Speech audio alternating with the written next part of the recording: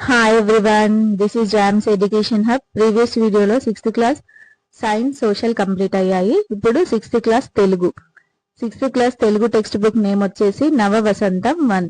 ఇందులో first lesson అభినందన. దీని యొక్క రచయిత ఎవరు?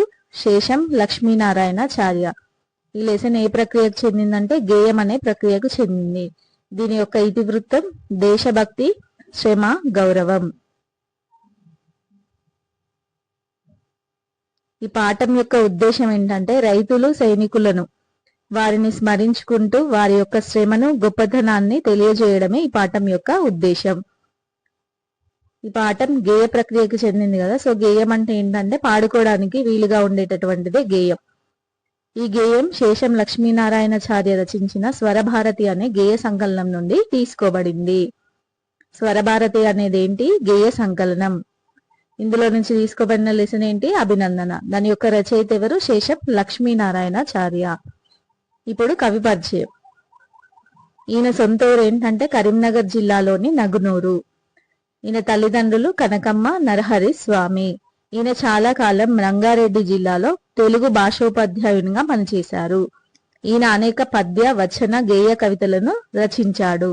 అవి వివిధ పత్రికల్లో ప్రచురించబడ్డాయి, టీవీ, రేడియోల్లో ప్రసారమయ్యాయి. ఈయన రాసిన విమర్శన వ్యాసాలు దక్షిణ భారత హిందీ ప్రచార సభ వారి స్రవంతి పత్రికలో ప్రచురించబడ్డాయి. లలిత మనోహరమైన దైవభక్తి, దేశభక్తి గేయాలను రాయడంలో ఈయనది అందవేసిన చెయ్యి. శేషం లక్ష్మీనారాయణాచార్య సొంత ఊరు ఏంటంటే కరీంనగర్ జిల్లాలోని నగునూరు. ఆయన యొక్క తల్లిదండ్రులు కనకమ్మ, నరహరి స్వామి. ఆయన చాలా కాలం తెలుగు భాషోపాధ్యాయుడుగా రంగారెడ్డి జిల్లాలో పనిచేశాడు. ఆయన అనేక పద్య, వచన, గేయ కవితలను రచించాడు. ఇవి వివిధ పత్రికల్లో ప్రచురించబడ్డాయి, టీవీలో, రేడియోల్లో కూడా ప్రసారమయ్యాయి. ఈయన రాసిన విమర్శన వ్యాసాలు ఏ పత్రికలో ప్రచురించబడ్డాయి? స్రవంతి అనే పత్రికలో ప్రచురించబడ్డాయి. ఈ పత్రిక దేనికి చెందినదనంటే దక్షిణ భారత హిందీ ప్రచార సభ వారికి చెందినది. నెక్స్ట్, జై జవాన్ జై కిసాన్ అన్నది ఎవరు అని అంటే లాల్ బహదూర్ శాస్త్రి. పదజాల వినియోగం చూద్దాం. ఇప్పుడు ఇక్కడ కొన్ని స్టేట్మెంట్స్ లో వర్డ్ కి అండర్లైన్ చేసి ఇచ్చిండ్రు. ఆ వర్డ్ యొక్క మీనింగ్ రాయమని చెప్పిండ్రు. రుధిరం అంటే ఏంటంటే రక్తం, పసిడి అంటే బంగారం, హాలికుడు అంటే రైతులు, స్వేదం అంటే చెమట. ఇక్కడ కొన్ని స్టేట్మెంట్స్ ఇచ్చిండ్రు, అందులో సేమ్ మీనింగ్ ఉన్న వర్డ్స్ ని అండర్లైన్ చేయమని చెప్పిండ్రు. ఫస్ట్ స్టేట్మెంట్ లో రైతు అనే దానికి సేమ్ మీనింగ్ ఉన్న వర్డ్స్ ఏమున్నాయి ఇక్కడ? కర్షకుడు, హాలికుడు.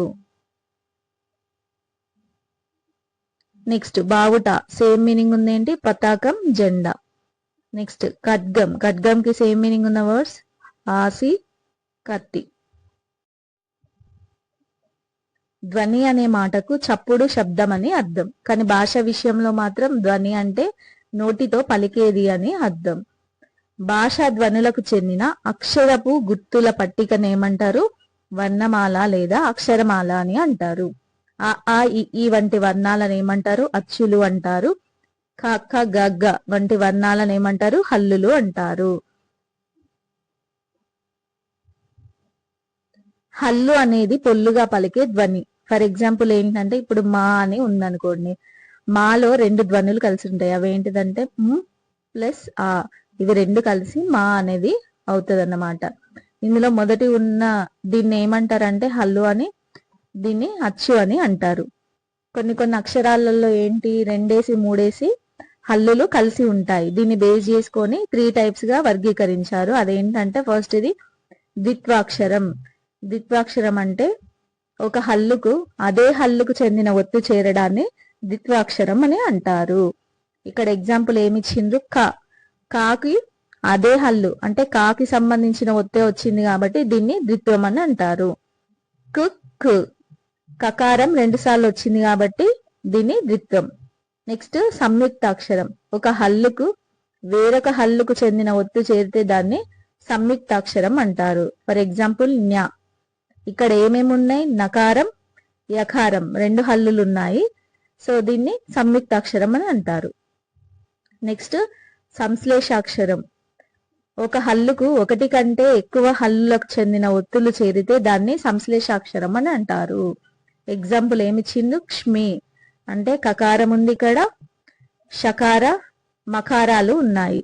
3 హల్లులు డిఫరెంట్వి కదా, సో దీన్ని సంశ్లేషాక్షరం అంటారు. ఒక హల్లుకి సేమ్ అదే హల్లు ఒత్తుగా చేరితే ద్విత్వాక్షరం, ఒక హల్లుకి వేరొక హల్లు యొక్క ఒత్తు చేరితే దాన్ని సంయుక్తాక్షరం అంటారు. ఒక హల్లుకి ఒకటి కంటే ఎక్కువ హల్లులకు చెందిన ఒత్తులు చేరితే దాన్ని సంశ్లేషాక్షరం. నెక్స్ట్ ఇక్కడ అక్షరాలు ఇచ్చారు, అందులో 2 వర్ణాలు ఉన్నాయి, వాటిని గుర్తించండి అని ఇచ్చిండు. యా ఉంది, యాని ఏ విధంగా రాస్తారు? యకారం ప్లస్ ఆ. కాని ఏ విధంగా రాస్తారు? కు ప్లస్ ఆ. కాకు దీర్ఘం ఉంది కాబట్టి సెకండ్ ఆ వస్తుంది. ఇక్కడ ఓని వ్ ప్లస్ ఓ. నెక్స్ట్ ఎత్తండి. ఎత్తండిలో తా కింద మళ్ళీ సేమ్ ఒత్తు వచ్చింది కదా, కాబట్టి తు తు అం. నెక్స్ట్ దుర్గతి. ఫస్ట్ ఏంటి? ర్ గ్ ఆ. సాధ్విలో గ్ వ్ ఈ. వర్గాక్షరాలు. కా నుండి మా వరకు ఉన్న అక్షరాలను 5 వర్గాలుగా విభజించారు. ఎక్కడి నుంచి ఎక్కడి వరకు? కా నుంచి మా వరకు ఉన్న అక్షరాలని ఎన్ని వర్గాలుగా? 5 వర్గాలుగా విభజించారు. అవేంటంటే కవర్గం. కవర్గంలో కాక్క గాగ్గ ఇన్యా. చవర్గంలో చాచా జాజా ఇని. టవర్గంలో ఠాఠా ఢాడ్డా అన. టవర్గంలో థాథా దాద్దా అన్న. పవర్గంలో పాప బాబమ్మ.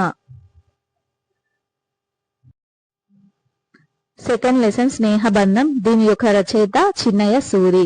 ఇది ఏ ప్రక్రియకు చెందిందంటే కథ అనే ప్రక్రియకు చెందింది. దీని యొక్క ఇతివృత్తం నైతిక విలువలు. ఈ పాఠం యొక్క ఉద్దేశం ఏంటంటే స్నేహం యొక్క గొప్పతనాన్ని తెలియజేయడం, విద్యార్థులలో స్నేహభావాన్ని పెంపొందింపజేయడం అనేది ఈ పాఠం యొక్క ఉద్దేశం.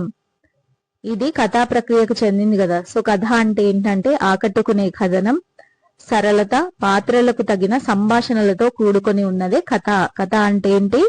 ఆకట్టుకునే కథనం, సరళత, పాత్రలకు తగిన సంభాషణతో కూడుకొని ఉన్నది. నెక్స్ట్ విష్ణు శర్మ పంచతంత్రం ఆధారంగా చిన్నయ్య సూరి తెలుగులోకి అనువదించిన మిత్రలాభంలోని కథకు సరళ వచన రూపమే ఈ పాఠ్యాంశం.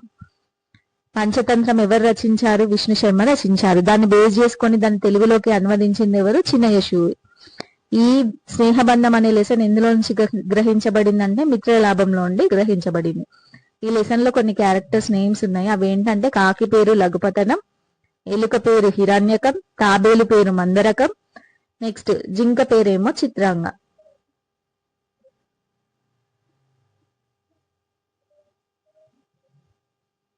నెక్స్ట్ ఇక్కడ హెలెన్ కెల్లర్ కి సంబంధించి ఒక స్టోరీ ఇచ్చారు.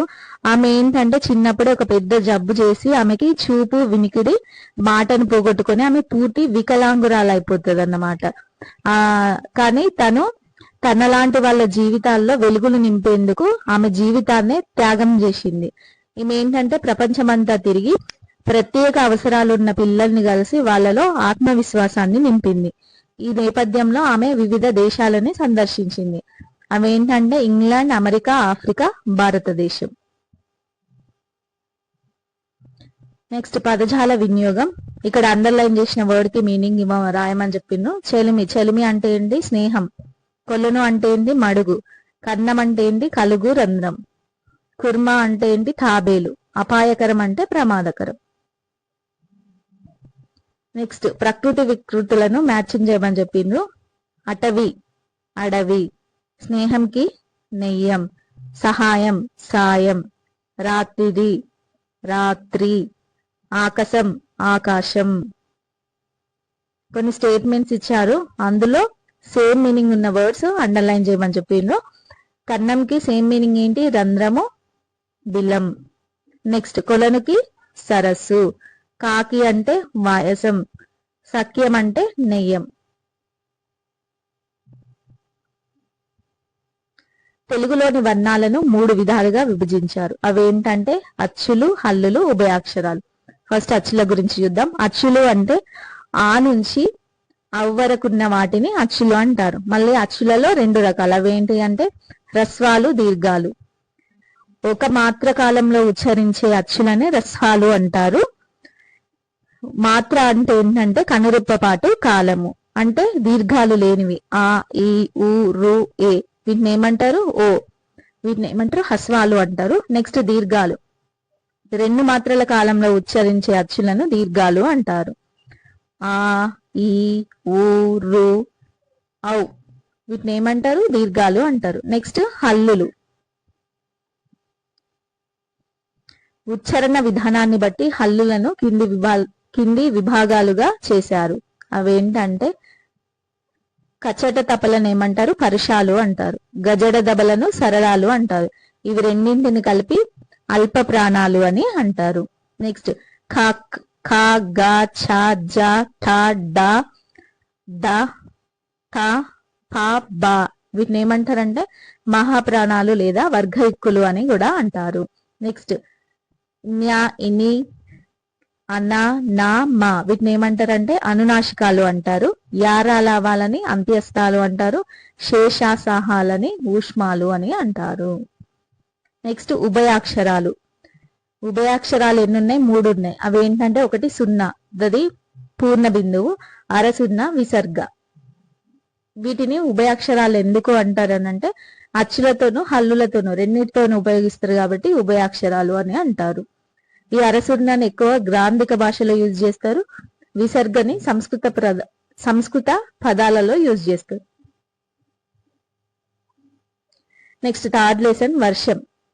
వర్షం యొక్క రచయిత ఎవరు? పల్లా దుర్గయ్య. ఇది ఏ ప్రక్రియకు చెందింది? ఖండకావ్యం అనే ప్రక్రియకు చెందింది. దీని యొక్క ఇతివృత్తం ప్రకృతి చిత్రణ. ఈ పాఠం యొక్క ఉద్దేశం ఏంటంటే వర్షాకాలపు సొగసును, సామాన్యులపై ఆ వర్ష ప్రభావాన్ని తెలియజేయడం ఈ పాఠ్యభాగం యొక్క ఉద్దేశం. ఈ పాఠ్యభాగం ఖండకావ్య ప్రక్రియకు చెందింది కదా. ఖండకావ్యం అంటే ఏంటంటే వస్తు వైవిధ్యం కలిగిన ఖండికలతో కూడి ఉన్న కావ్యంనే ఖండకావ్యం అంటారు. ఖండకావ్యం అంటే ఏంటి? వస్తు వైవిధ్యం కలిగి ఖండికలతో కూడి ఉన్న కావ్యమే ఖండకావ్యం. ఈ పాఠ్యభాగం డాక్టర్ పల్లా దుర్గయ్య రచించిన పాలవెల్లి అనే ఖండకావ్యం నుండి తీసుకోబడింది. ఈ వర్షం అనే లెసన్ ఎక్కడి నుంచి తీసుకోబడింది? పాలవెల్లి అనే ఖండకావ్యం నుంచి తీసుకోబడింది. కవి పరిచయం. డాక్టర్ పల్లా దుర్గయ్య హన్మకొండ జిల్లా మడికొండ గ్రామంలో జన్మించారు. ఈయన యొక్క తల్లిదండ్రులు నర్సమ్మ పాపయ్య శాస్త్రి. ఈయన సంస్కృతం, తెలుగు, ఆంగ్ల భాషలలో పాండిత్యం ఉన్నది. ఉస్మానియా యూనివర్సిటీ నుంచి తెలుగులో మొట్టమొదటి ఎంఏ పట్టా అందుకున్నాడు. పాలవెల్లి, గంగిరెద్దు మొదలైనవి ఈయన యొక్క రచనలు. 16వ శతాబ్దం యందలి ప్రబంధ వాంగ్మయం తద్వికాసం అనే అంశంపై పరిశోధన చేశాడు. ఈయన యొక్క శైలి తెలంగాణ పదజాలంతో సున్నితమైన హాస్యంతో కొనసాగుతుంది. ఈయన ఎక్కడ జన్మించాడు? హన్మకొండ జిల్లాలోని మడికొండ గ్రామంలో జన్మించాడు. ఈయన యొక్క పేరెంట్స్ ఎవరు? నరసమ్మ పాపయ్య శాస్త్రి. ఈయనకి ఏ భాషల్లో పాండిత్యం ఉంది? సంస్కృతం, తెలుగు, ఆంగ్ల భాషల్లో. ఉస్మానియా యూనివర్సిటీ నుండి మొట్టమొదటి ఎంఏ పట్టాను ఏ భాషలో అందుకున్నాడు? తెలుగులో. నెక్స్ట్ ఈయన యొక్క రచనలు ఏంటివి? పాలవెల్లి, గంగిరెద్దు. ఈయన ఏ అంశంపై పరిశోధన చేశాడు? 16వ శతాబ్దం యందలి ప్రబంధ వాంగ్మయం తద్వికాసం అనే అంశంపై. ఈయన శైలి ఏ విధంగా ఉంటది? తెలంగాణ పదజాలంతో సున్నితమైన హాస్యంతో ఉంటుంది.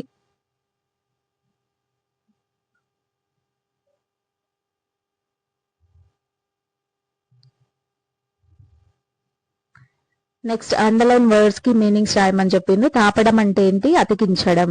కృషికులు అంటే ఎవరు? రైతులు. పయ్యర అంటే ఏంటి? గాలి. వడిగా అంటే వేగంగా. కొన్ని స్టేట్మెంట్స్ ఇచ్చారు, అందులో సేమ్ వర్డ్స్ ఉన్న మీనింగ్స్ ని రాయమని చెప్పిండు. సముద్రం. సముద్రంకి సేమ్ మీనింగ్ వచ్చే వర్డ్ ఉదది, పయోది. నింగికి అంబరం. భూమికి అవని, పుడమి.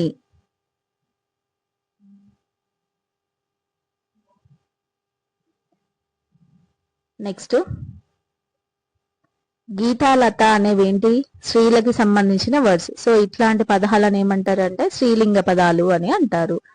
ప్రదీప్, సందీప్ అనేవేమో పురుషులకి అంటే మగవారికి చెందిన పదాలు. సో ఇట్లాంటి వాటిని ఏమంటారు? పుంలింగ పదాలు అని అంటారు. నెక్స్ట్ పిల్లి, ఎలుక, చెట్టు, కోతి ఇట్లాంటి పదాలు ఏంటివి? పురుషులు కాదు, స్త్రీలు కాదు. సో ఇట్లాంటి పదాలను ఏమంటారు అంటే నపుంసకలింగ పదాలు అని అంటారు. సో ఇంతతో థర్డ్ లెసన్ అయిపోయింది. నెక్స్ట్ చదవండి తెలుసుకోండిలో రాజ్యాంగ రూపశిల్పి అయిన భారతరత్న డాక్టర్ బిఆర్ అంబేద్కర్ గురించి ఇచ్చాడు. ఏమిచ్చాడో చూద్దాం. ఆయన యొక్క తల్లిదండ్రులు ఎవరంటే భీమాబాయ్, రామ్జీ సక్పాల్. వీరిది మహారాష్ట్రలోని రత్నగిరి జిల్లా. రామ్జీ సక్పాల్ ఎక్కడ ఉద్యోగం చేసేవాడు? మధ్యప్రదేశ్ లో ఉద్యోగం చేసేవాడు.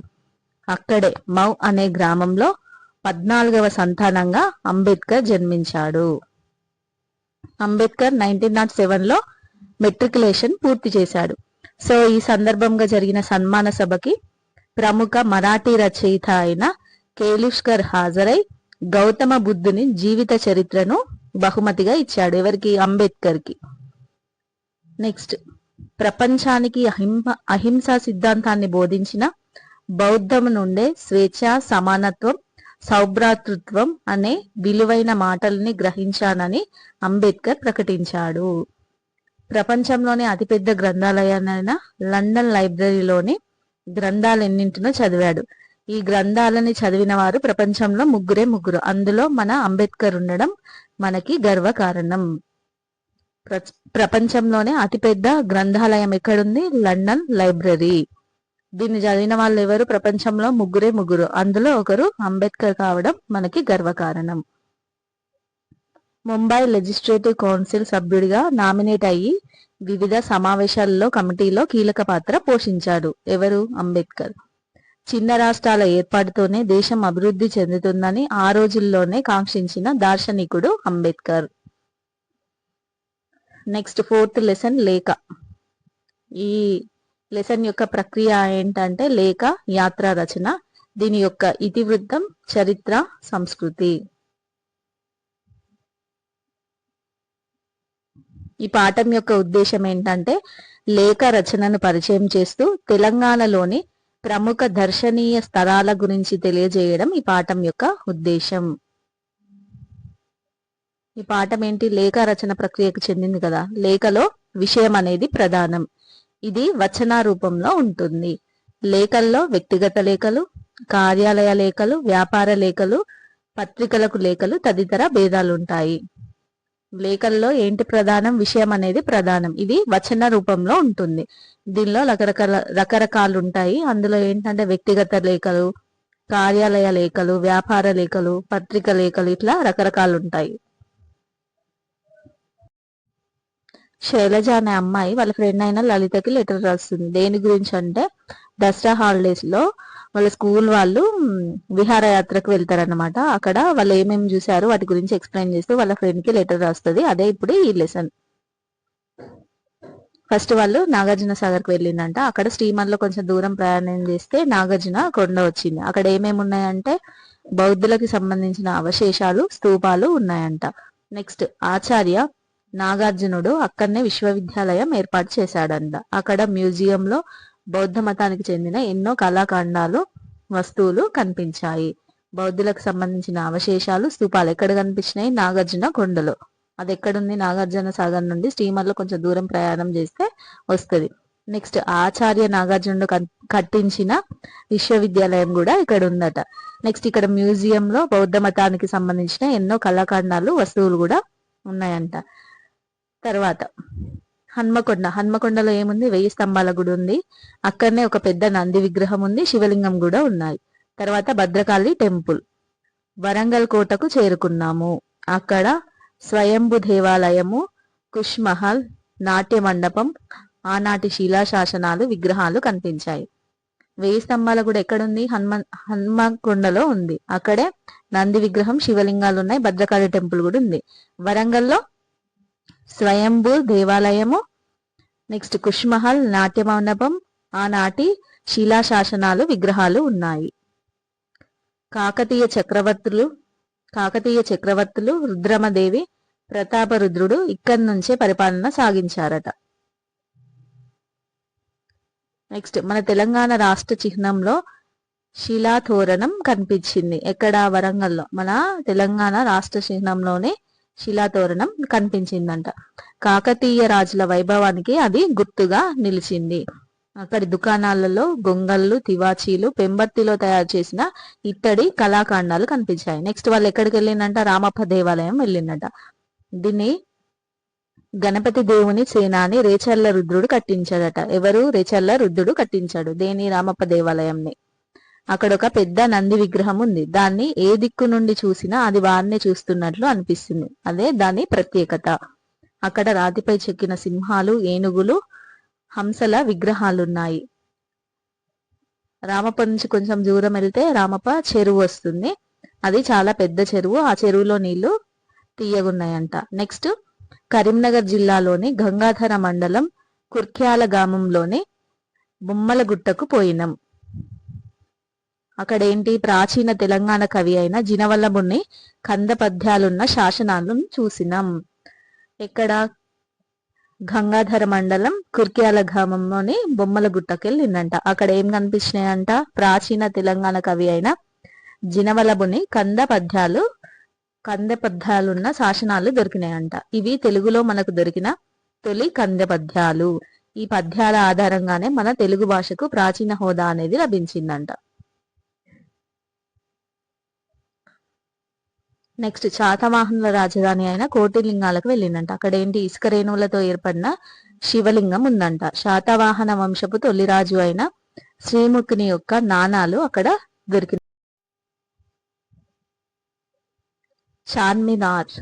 ఈ చార్మినార్ ను ఎవరు కట్టించారు? రాజు కూలీ కుతుబ్ షా.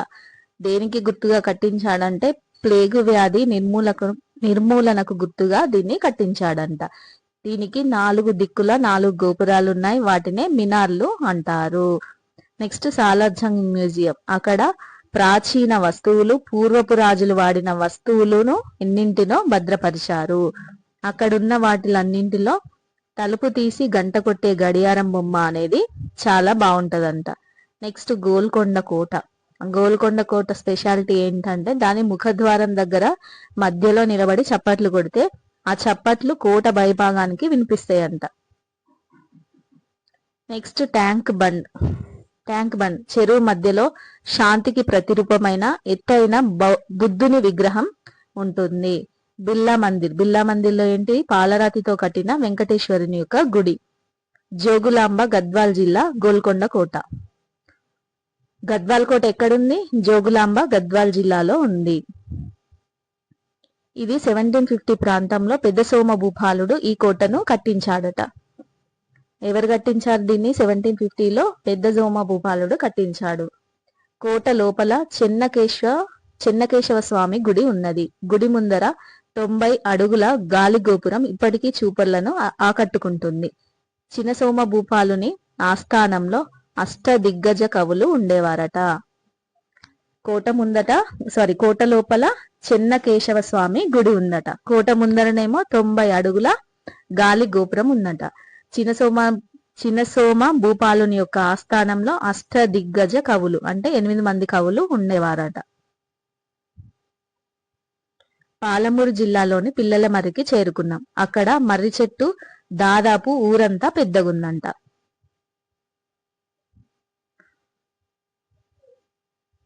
నెక్స్ట్ పదజాల వినియోగం.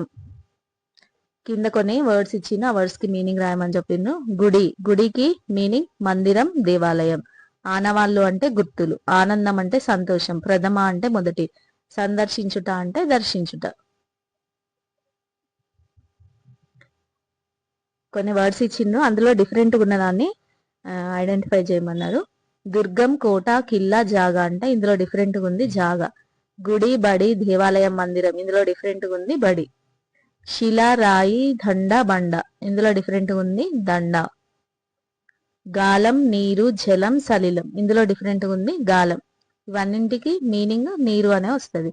కన్ను, నేత్రం, రెప్ప, నయనం ఇందులో డిఫరెంట్ ఉంది రెప్ప. ఇవన్నింటికి మీనింగ్ కన్ను అనే వస్తుంది. నెక్స్ట్ పదాల మధ్య అర్థ సంబంధాన్ని ఏర్పరచడానికి ఉపయోగించే వాటిని విభక్తి ప్రత్యయాలు అంటారు. విభక్తి ప్రత్యయాలు అంటే ఏంటి? పదాల మధ్య అర్థ సంబంధాన్ని ఏర్పరిచేవి. ఇక్కడ విభక్తి ప్రత్యయాలు ఇచ్చారు, అవి చూద్దాం. డు, ము, ఊలు ఏంటి? ప్రథమ విభక్తి.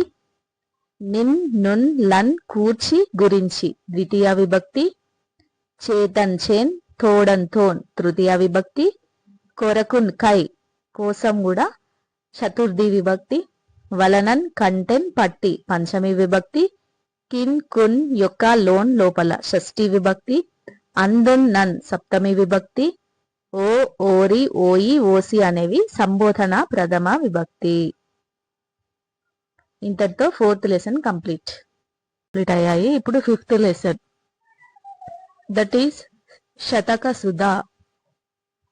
ప్రక్రియ ఏంటి? శతకం, ఇతివృత్తం, నైతిక విలువలు. ఈ పాఠం యొక్క ఉద్దేశం ఏంటంటే విద్యార్థుల్లో నైతిక విలువలను పెంపొందించడం, వారిని ఉత్తమ పౌరులుగా ఎదిగేటట్లు చేయడం. ఈ పాఠం శతక ప్రక్రియకు చెందినది. శతకం అంటే ఏంటి? 100 పద్యాలు కలిగిన దాన్ని శతకం అంటారు. కొన్ని శతకాలలో 100కు పైగా పద్యాలు ఉంటాయి. సాధారణంగా శతక పద్యాలకు మకుటం అనేది ఉంటుంది. శతకం అంటే ఏంటి? 100 పద్యాలు కలిగిన దాన్ని శతకం అంటారు. కొన్ని శతకాలలో 100 కంటే ఎక్కువ పద్యాలు కూడా ఉంటాయి. ఈ శతక పద్యాలకి మకుటం అనేది ఉంటుంది. కావ్య పరిచయాలు చూద్దాం ఇప్పుడు. ఫస్ట్ వన్, సుమతి శతకం. దీనిని రాసినది ఎవరు? బద్దెన. ఈయన 13వ శతాబ్దానికి చెందినవాడు. లౌకిక నీతులను అతి సులువుగా కంద పద్యాలలో ఇమర్చి సుమతి శతకాన్ని రాసిన కవి బద్దెన. వేములవాడ చాళుక్యరాజు భద్రభూపాలుడే బద్దెన అని చరిత్రకారుల అభిప్రాయం. ఈయన సుమతి శతకంతో పాటు నీతి శాస్త్ర ముక్తావళి అనే గ్రంథాన్ని రాశాడు. సుమతి శతకం రాసినది ఎవరు? బద్దెన. ఈయన ఎన్నవ శతాబ్దానికి చెందినవాడు? 13వ శతాబ్దానికి చెందినవాడు. చరిత్రకారుల అభిప్రాయం ప్రకారం బద్దెన అంటే ఎవరు? వేములవాడ చాళుక్య రాజు అయిన భద్రభూపాలుడు. ఈయన సుమతి శతకంతో పాటు ఇంకొక గ్రంథాన్ని రాశాడు. అదేంటి? నీతి శాస్త్ర ముక్తావళి. నెక్స్ట్, శ్రీకాళహస్తీశ్వర శతకం, దూర్జటి. ఈయన ఎన్నో శతాబ్దానికి చెందినవాడు? 16వ శతాబ్దానికి చెందినవాడు. శ్రీకృష్ణ దేవరాయల ఆస్థానంలో ఉండే అష్టదిగ్గజ కవులలో ఈయన కూడా ఒకడు. శ్రీకాళహస్తీశ్వర శతకంతో పాటు శ్రీకాళహస్తి మహత్యము అనే ప్రబంధాన్ని రాశాడు. అతులిత మధురీ మహిమ కలిగిన వాడని శ్రీకృష్ణ దేవరాయలు ఇతడిని ప్రస్తుతించాడు. శ్రీకాళహస్తీశ్వర శతకం యొక్క రచయిత ఎవరు? దూర్జటి. ఈయన 16వ శతాబ్దానికి చెందినవాడు. ఈయన శ్రీకృష్ణ దేవరాయల యొక్క ఆస్థానంలో ఉండే అష్టదిగ్గజ కవులలో ఒకరు. మనం ఇంతకుముందు ప్రీవియస్ లేఖ అనే లెసన్ లో గద్వాల్ కోట గురించి చెప్పుకున్నప్పుడు అక్కడ చిన్న సోమ భూపాలుడి ఆస్థానంలో కూడా అష్టదిగ్గజ కవులు ఉండే వాళ్ళని చెప్పుకున్నాం కదా. అదొకసారి ఇక్కడ రీకాల్ చేసుకోండి. నెక్స్ట్, ఈయన శ్రీకాళహస్తీశ్వర శతకంతో పాటు శ్రీకాళహస్తి మహత్యము అనే ప్రబంధాన్ని రాశాడు. శ్రీకాళహస్తి మహత్యం అనేది ఏంటి? ప్రబంధం. అతులిత మధురీ మహిమ కలిగిన వాడని ఇతన్ని ఎవరు ప్రస్తుతించాడు? శ్రీకృష్ణ దేవరాయలు. నెక్స్ట్, కుమారి శతకం రాసినది ఎవరు? పక్కి వెంకట నరసింహ కవి. ఈయన 17వ శతాబ్దానికి చెందినవాడు. చిన్న చిన్న పద్యాలతో ఆధునిక సమాజానికి అవసరమయ్యే నీతులను వెంకట నరసింహ కవి సులభ రీతిలో చెప్పాడు. నెక్స్ట్, సుభాషిత రత్నావళి, ఏనుగు లక్ష్మణ కవి. ఈయన ఎన్నో శతాబ్దానికి చెందినవాడు? 18వ శతాబ్దానికి చెందినవాడు. సంస్కృతంలో భర్తృహరి రాసిన సుభాషిత త్రిశతిని తెలుగులోకి అనువదించిన కవులలో ఏనుగు లక్ష్మణ కవి ఒకడు. ఈయన పెద్దాపురం సంస్థానంలోని పెద్దాడ గ్రామ నివాసి. సుభాషిత రత్నావళితో పాటు రామేశ్వర మహత్యం, విశ్వామిత్ర చరిత్రం, గంగా మహత్యం మొదలైన రచనలు చేశాడు. ప్రజల నాలుకపై నాట్యమాడే సులభమైన రమ్యమైన శైలిలో ఇతని పద్యాలు ఉంటాయి. సుభాషిత రత్నావళిని రాసినది ఎవరు? ఏనుగు లక్ష్మణ కవి. సుభాషిత త్రిశతిని ఎవరు రాశారు? భర్తృహరి రాశారు. ఏ భాషలో? సంస్కృతంలో రాశారు. దీన్ని తెలుగులోకి అనువదించిన కవులలో ఒకరు ఎవరు? ఏనుగు లక్ష్మణ కవి. ఈయన సుభాషిత రత్నావళితో పాటు ఇంకేమేం రచనలు చేశాడు? రామేశ్వర మహత్యం, విశ్వామిత్ర చరిత్రం, గంగా మహత్యం. ఇవేంటి అతని యొక్క రచనలు. నెక్స్ట్ ప్రభుతనయ శతకం కౌకుంట్ల నారాయణరావు. ఈ కౌకుంట్ల నారాయణరావు రంగారెడ్డి జిల్లాలోని కౌకుంట్ల గ్రామానికి చెందినవాడు. తనయ అనే మకుటంతో ఈయన రాసిన ప్రభుతనయ శతకము చాలా ప్రసిద్ధి చెందింది. నెక్స్ట్ గాంధీ తాత శతకం. దీన్ని రాసినదెవరు? సిరసినహల్ కృష్ణమాచార్యులు. సిరసినహల్ కృష్ణమాచార్యులు నిజామాబాద్ జిల్లా మేథాడ్ గ్రామంలో జన్మించాడు. కోరుట్లలో స్థిర నివాసం ఏర్పరచుకున్నాడు. ప్రముఖ శతావధానిగా పేరు పొందాడు. ఈయన కళాశాల అభ్యుదయం, రామానుజ చరిత్రం, చిత్ర ప్రబంధం అనే రచనలతో పాటు రత్నమాల అనే ఖండకావ్యాన్ని రాశాడు. ఈయన అభినవ కాళిదాసు అనే బిరుదును పొందాడు. ఈయన ఎక్కడ స్థిర నివాసం ఏర్పరచుకున్నాడు? కోరుట్లలో స్థిర నివాసం ఏర్పరచుకున్నాడు. ప్రముఖ శతావధానిగా పేరు పొందాడు. ఈయన యొక్క రచనలు ఏంటి? కళాశాల అభ్యుదయం, రామానుజ చరిత్రం, చిత్ర ప్రబంధం. రత్నమాల అనేదేంటి? ఈయన రాసిన ఖండ కావ్యం. ఈయనకి ఏమని బిరుదు ఉంది? అభినవ కాళిదాసు. నెక్స్ట్ భరతసింహ శతకం సురోజు బాల నరసింహాచారి. సురోజు బాల నరసింహాచారి నల్గొండ జిల్లా చిన్నకాపర్తి గ్రామానికి చెందినవాడు. కవితాకేతనం, బాల నృసింహ శతకం, మహేశ్వర శతకం, భగవద్గీత కన్నామృతం, వీరబ్రహ్మేంద్ర స్వామి చరిత్ర మొదలైన పుస్తకాలను రాశాడు. ఈయన సహజ కవిగా ప్రసిద్ధుడు. సురోజు బాల నరసింహాచారి రాసిన శతకం ఏంటి? భరతసింహ శతకం. ఈయన ఏ గ్రామానికి చెందినవాడు? నల్గొండ జిల్లాలోని చిన్నకాపర్తి గ్రామానికి చెందినవాడు. ఈయన యొక్క పుస్తకాలు ఏంటి? కవితాకేతనం, బాల నృసింహ శతకం, మహేశ్వర శతకం, భగవద్గీత కన్నామృతం, వీరబ్రహ్మేంద్ర స్వామి చరిత్రం మొదలైనవి. ఈయన సహజ కవిగా ప్రసిద్ధుడు. నెక్స్ట్ భవ్య చరిత శతకం. Doctor TV Narayana. Doctor TV Narayana Hyderabad జిల్లాకు చెందినవాడు. 26/7/1925 జన్మించిన ఈయన విద్యావేత్తగా, ఆధునిక దార్శనికుడిగా గుర్తింపు పొందాడు. జిల్లా విద్యాశాఖాధికారిగా, పబ్లిక్ సర్వీస్ కమిషన్ సభ్యుడిగా సేవలందించాడు. జీవన వేదం, హర్షపుత్ర శతకం, భవ్యచరిత శతకం, ఆత్మదర్శనం, అమర్వాక్సుదా సవంతి మొదలైనవి ఈయన యొక్క రచనలు. భవ్యచరిత శతకం రాసినదెవరు? Doctor TV Narayana. ఈయన ఏ జిల్లాకు చెందినవాడు? హైదరాబాద్ జిల్లాకి చెందినవాడు. ఈయన విద్యావేత్తగా, ఆధునిక దార్శకునిగా గుర్తింపు పొందాడు. ఈయన రాసిన రచనలు ఏంటంటే జీవన వేదం, హర్షపుత్ర శతకం, భవ్యచరిత శతకం, ఆత్మదర్శనం, అమర్వాక్సుద సవంతి. ఇందులో ఆత్మదర్శనం అనేది ఏంటి? కవితా సంపుటి. అమర్వాక్సుద సవంతి అనేది ఏంటంటే ఉపనిషత్తులపై వ్యాస సంపుటి.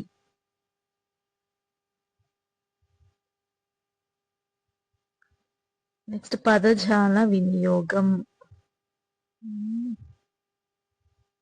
ఇక్కడ విభక్తి ప్రత్యయాలు ఇచ్చిండు, వాటి గురించి చూద్దాము. చెరువు నందు నీరు నిండుగా ఉన్నది. నందు ఉంది కదా, ఈ నందు అనేది సప్తమి విభక్తి అవుతుంది. నెక్స్ట్ చదువు డాష్ కు మూలం శ్రద్ధయే. చదువుకు మూలం శ్రద్ధయే, షష్ఠి విభక్తి అవుతుంది. చేసిన తప్పు డాష్ ఒప్పుకునేవారు ఉత్తములు. చేసిన తప్పును ఒప్పుకునేవారు ఉత్తములు, ఇది ద్వితీయ విభక్తి. కడుపులో విషం ఉన్నవారు కాలనాగు కంటే ప్రమాదము. కంటే వస్తే అది పంచమి విభక్తి. ఘటము లో నిండుగా, నీరు నిండుగా ఉన్నది. లో అనేది షష్ఠి విభక్తి.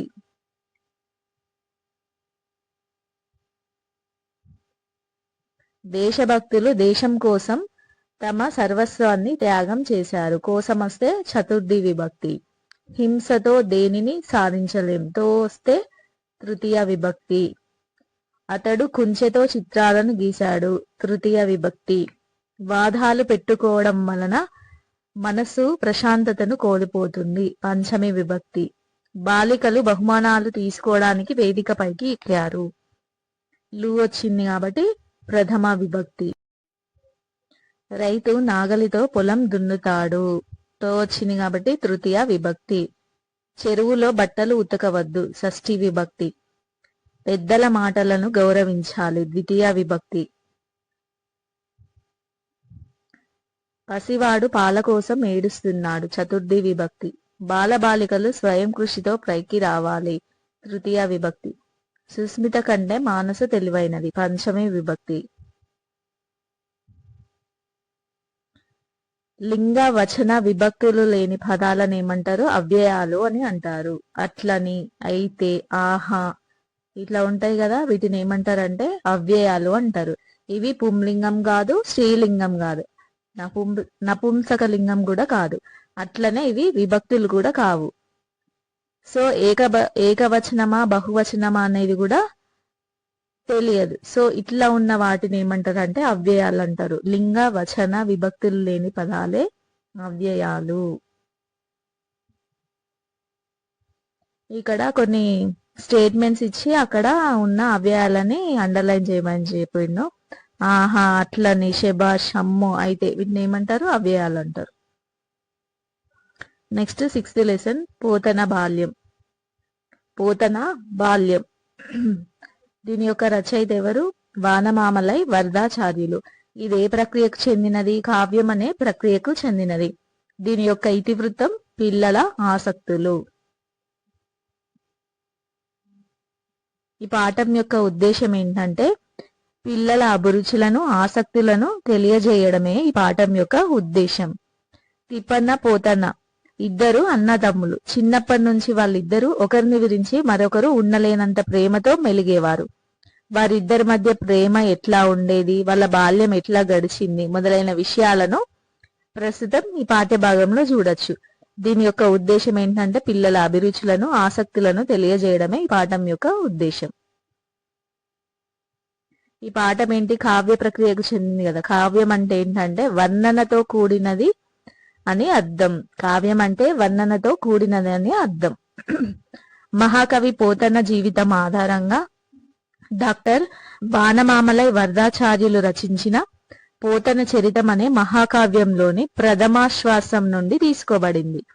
ఈ లెసన్ ఎక్కడి నుండి తీసుకోబడింది? వానమామలై వరదాచార్యులు రచించిన పోతన చరితం అనే మహాకావ్యంలోని ప్రథమాశ్వాసం నుండి తీసుకోబడింది. కవి పరిచయం. 20వ శతాబ్దపు మహాకవులలో ప్రముఖుడు డాక్టర్ వానమామలై వరదాచార్యులు. ఈయన వరంగల్ అర్బన్ జిల్లాలోని మడికొండ గ్రామంలో జన్మించాడు. నేటి మంచిర్యాల జిల్లా చెన్నూరులో స్థిర నివాసం ఏర్పరచుకున్నాడు. ఈయన ఎక్కడ జన్మించాడు? వరంగల్ అర్బన్ జిల్లా మడికొండలో జన్మించాడు.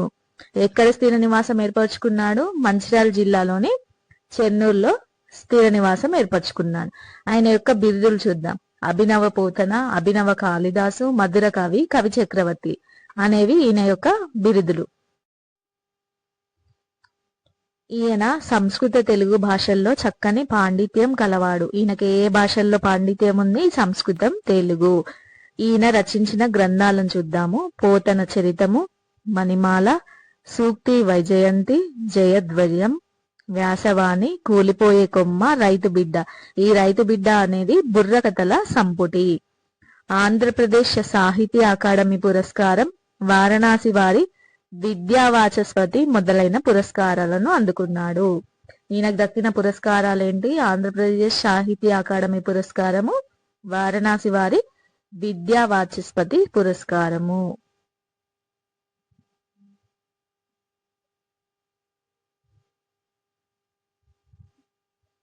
ఇక్కడ అండర్లైన్ చేసిన వర్డ్ కి మీనింగ్ రాయమన్నాడు. అది కూడా పాఠంలో వచ్చిన వర్డ్ ని వెతికి రాయమని అన్నాడు. సో పుస్తకానికి మీ లెసన్ లో ఇచ్చిన మీనింగ్ ఏంటంటే పొత్తము, అదిపుడు అంటే మేటి, సోదరుడు అంటే యవీయసుడు, నెక్స్ట్ శరీరం అంటే ఏంటంటే మై, ప్రకృతి వికృతులు భోజనం బోనం, నిదుర నిద్ర, పొత్తం అంటే పుస్తకం. నెక్స్ట్ ఇక్కడ ఇచ్చిన స్టేట్మెంట్స్ లో సేమ్ మీనింగ్ ఉన్న వర్డ్స్ ని అండర్లైన్ చేయమని చెప్పిండు. పురంకి సేమ్ మీనింగ్ ఉన్న వర్డ్స్ పట్టణము, నగరము. ధరణి, పుడమి, అవని. కోతికి కపి, వానరం. గుడికి సేమ్ అర్థం వచ్చే వర్డ్స్ కోవెల, దేవాలయం.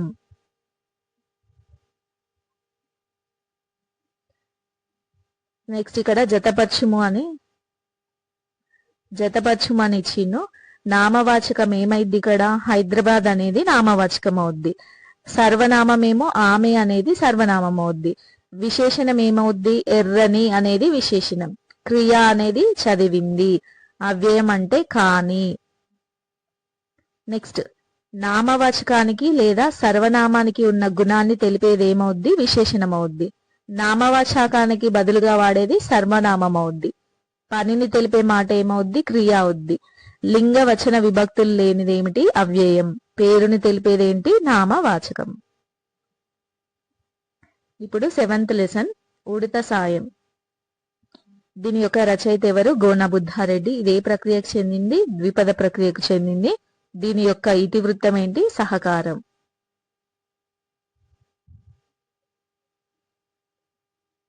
ఈ పాఠం యొక్క ఉద్దేశం ఏంటంటే ద్విపదను పిల్లలకు పరిచయం చేయడం, ప్రాచీన సాహిత్యం పట్ల అభిరుచిని కల్పించడం, అడగకుండానే ఇతరులకు తమ శక్తి మేరకు సహాయం చేయాలనే ఆలోచనను కల్పించడం అనేది ఈ పాఠం యొక్క ఉద్దేశం. ఏం చదువుతామంటే రావణుడు సీతను లంకకెత్తుకొని వెళ్ళిపోతాడు కదా, అప్పుడు రాముడు రావణితో యుద్ధం చేయాలని అనుకుంటాడు. దానికోసం ఏంటంటే సముద్రంపై వారధిని నిర్మించమని వానర సేనానికి రాముడు ఆదేశిస్తాడనమాట. నలుడు నిర్మాణ క్రమంలో దిట్ట అన్నమాట. అతనికి వానరులు రాళ్ళు, చెట్లు, గుట్టలు తెచ్చి ఇస్తారు వారధిని కట్టడానికి. ఆ సమయంలో ఒక ఉడత ఎట్లా సహాయం చేస్తుంది అనేది చెప్పడమే ఈ పాఠంలో ఉంటుందన్నమాట. నెక్స్ట్ ఈ పాఠం ద్విపద ప్రక్రియకు చెందింది కదా. ద్విపద అంటే ద్విపదలో 2 పాదాలు ఉంటాయి. ఇది పాడుకోవడానికి అనువుగా ఉంటుంది. ఈ పాఠం రంగనాథ రామాయణంలోని యుద్ధకాండలోనిది. ద్విపద అంటే ఏంటి? అందులో 2 పాదాలు ఉంటాయి. అది పాడుకోవడానికి అనువుగా ఉంటుంది. ఈ పాఠం ఎందులో నుంచి గ్రహించబడింది? రంగనాథ రామాయణంలోని యుద్ధకాండ నుండి తీసుకోబడింది.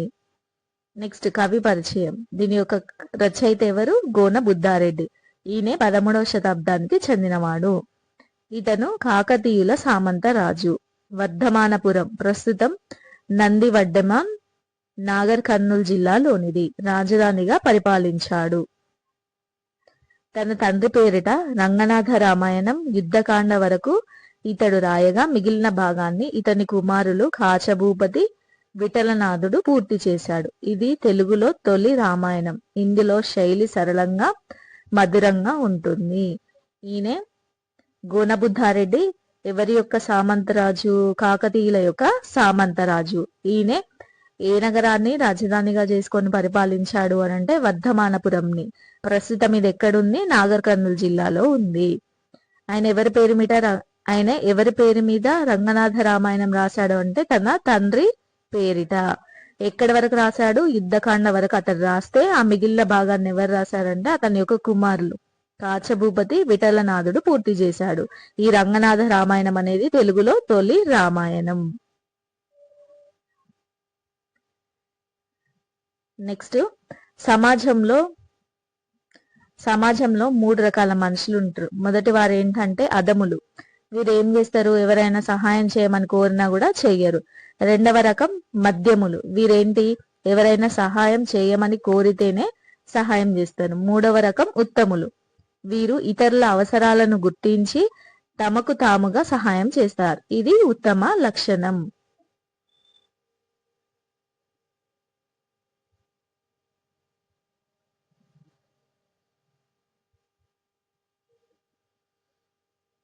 నెక్స్ట్ ఇక్కడ సేమ్ మీనింగ్ ఉన్న వర్డ్స్ ని అండర్లైన్ చేయమని ఇచ్చిండు. చూద్దాము. పర్వతం. పర్వతంకి సేమ్ మీనింగ్ ఉన్న వర్డ్ ఏంటి? శిఖరం, ఆద్రి, కొండ. వంతెన సేమ్ మీనింగ్ ఉన్న వర్డ్స్ వారధి, సేతువు. పచ్చికకి సేమ్ మీనింగ్ ఉన్న వర్డ్ గడ్డి, తృణం. సముద్రం, వాద్ది, వనది. సేమ్ మీనింగ్ ఉన్న వర్డ్స్. నెక్స్ట్ ప్రకృతి వికృతులను అండర్లైన్ చేయమని చెప్పిండు ఇచ్చిన స్టేట్మెంట్ లో. అవి ఏంటో చూద్దాం. దవ్వు దూరం, దూరంకి దవ్వు. సహాయంకి సాయం. శక్తికి సత్తువ, ప్రకృతి వికృతులు. భక్తికి భక్తి. నెక్స్ట్ ఇక్కడ సరైన భాషా భాగాలతో వివరించి అది ఏ భాషా భాగమో రాయండి అని ఇచ్చిండు. రవి పుస్తకం తెరిసి పాఠం చదువుతున్నాడు అనేది ఏంటి? క్రియ. రాముడు సీతతో కలిసి అరణ్యానికి పోయాడు. సీత అనేది ఏంటిది? ఇక్కడ నామవాచకం. కిరణ్ పరుగు పందెంలో పాల్గొన్నాడు. అతడు చాలా వేగంగా పరిగెత్తి మొదటి స్థానంలో నిలిచాడు. ఇక్కడ అతను అనేది ఏంటి? సర్వనామం. అయ్యో అంత పని జరిగిందా? అయ్యో అనేది ఏంటి? ఇక్కడ అవ్యయం. పండుగ రోజు విమల కొత్త బట్టలు కట్టుకుంది. కొత్త అనేది ఏంటి? ఇక్కడ విశేషణం.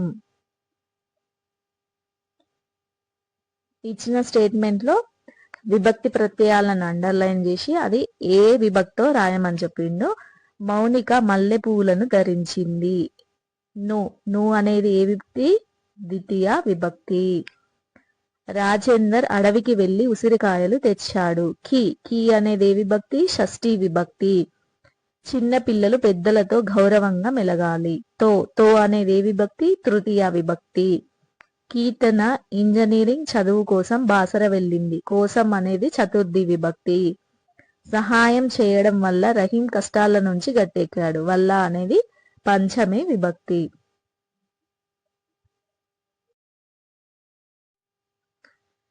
ఎయిత్ లెసన్ చెరువు. ఇది ఏ ప్రక్రియకు చెందింది? స్వగతం అనే ప్రక్రియకు చెందింది. దీని యొక్క ఇతివృత్తం సంస్కృతి, పర్యావరణం. ఈ పాఠం యొక్క ఉద్దేశం ఏంటంటే చెరువులను మనం సంరక్షించుకుంటే అవి మనలను సంరక్షిస్తాయని తెలపడము. తెలుగు భాష సౌందర్యాన్ని పెంపొందించే జాతీయాలు, సామెతల గురించి తెలపడం అనేది ఈ పాఠం యొక్క ఉద్దేశం. ఈ పాఠం ఏ ప్రక్రియకు చెందింది? స్వగతం అనే ప్రక్రియకు చెందింది. స్వగతం అంటే ఏంటంటే ఎవరికి వారే తమకు సంబంధించిన విషయాలను తమలో తాము అనుకోవడము, ఎదుటి వారికి తెలిసేటట్లు చెప్పుకోవడం అనేది స్వగతం. ఇది ఉత్తమ పురుష కథనంలో ఉంటుంది. స్వగతం అంటే ఏంటంటే ఎవరికి వారే తమకు సంబంధించిన విషయాలను తమలో తాము అనుకోవడము, ఎదుటి వాళ్లకు తెలిసేలాగా చెప్పుకోవడము. పరోపకారం మిదం శరీరం అనేది ఏంటి? సూక్తి. చెరువు ఏం చెప్తుంది? నా నీరే కాదు, నా మట్టి కూడా మీకు ఎంతో ఉపయోగపడుతుంది. నా ఒండ్రు మట్టి ఎంతో సారవంతమైనది, అది సహజమైన ఎరువు. నా ఒండ్రు మట్టి చికిత్సతో తీవ్ర జ్వరాలు కూడా మటుమాయమైపోతాయి. చెరువుకి నష్టం కలగవద్దని కట్టమైసమ్మను ప్రతిష్ఠించి పూజిస్తారు. వానలు పడకుంటే చెరువు కట్ట మీద విరాట పర్వం చెప్పిస్తారు. చెరువుకు నష్టం కలగొద్దని ఏం చేస్తారు? కట్టమైసమ్మను ప్రతిష్ఠించి పూజిస్తారు. అట్లనే వర్షాలు పడకపోతే చెరువు కట్ట మీద విరాట పర్వం చెప్పిస్తారు. ఇక్కడ చెవునిల్లు కట్టుకొని అనేది ఏమవుతుంది? జాతీయమవుతుంది.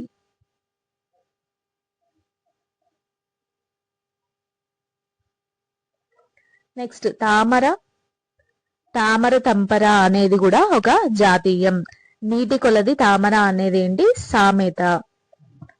ఇక్కడ ఒక పోయం ఇచ్చిండ్రు. ఎప్పుడు సంపద కలిగిన అప్పుడే బంధువులు బత్తురది ఎట్లన్నన్ తెప్పలుగా చెరువు నిండిన కప్పలు 10,000 చేరు గదరా సుమతి. సుమతి శతకం ఎవరు రాశారు? బద్దెన.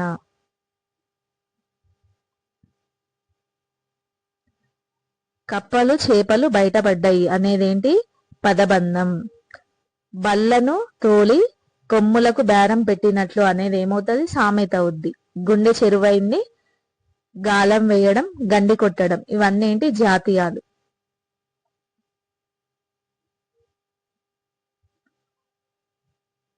నెక్స్ట్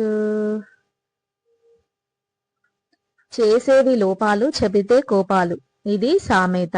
చేతులు కాలినంక ఆకులు పట్టుకోవడం అంటే కూడా సామెతని. చెరువును పొమ్మనుడంటే కరువును నమ్మనుడే, ఇవన్నీ సామెతలు. కాకతీయులు నిర్మించిన రామప్ప చెరువు, పాకాల చెరువు, లక్నవరం చెరువులు నేటికి చెక్కు చెదరలేదు. కాకతీయులు నిర్మించిన చెరువులు ఏంటివి? రామప్ప, పాకాల, లక్నవరం. మంతనిలో శిల సముద్రం అనే చెరువు ఉంది. వనపర్తి రాజులు ఏకంగా సప్త సముద్రాలు అని పేరు పెట్టుకున్నారు చెరువులకు. పెద్ద చెరువులను సముద్రంగా పిలిచే సాంప్రదాయం తెలంగాణలో ఉంది. సప్త సముద్రాలని చెరువులకు పేరు పెట్టుకున్న వాళ్ళు ఎవరు? వనపర్తి రాజులు. శిల సముద్రం ఎక్కడుంది? మంతెనలో ఉంది. పెద్ద చెరువులను సముద్రంగా పిలిచే సాంప్రదాయం ఎక్కడుంది? తెలంగాణలో ఉంది.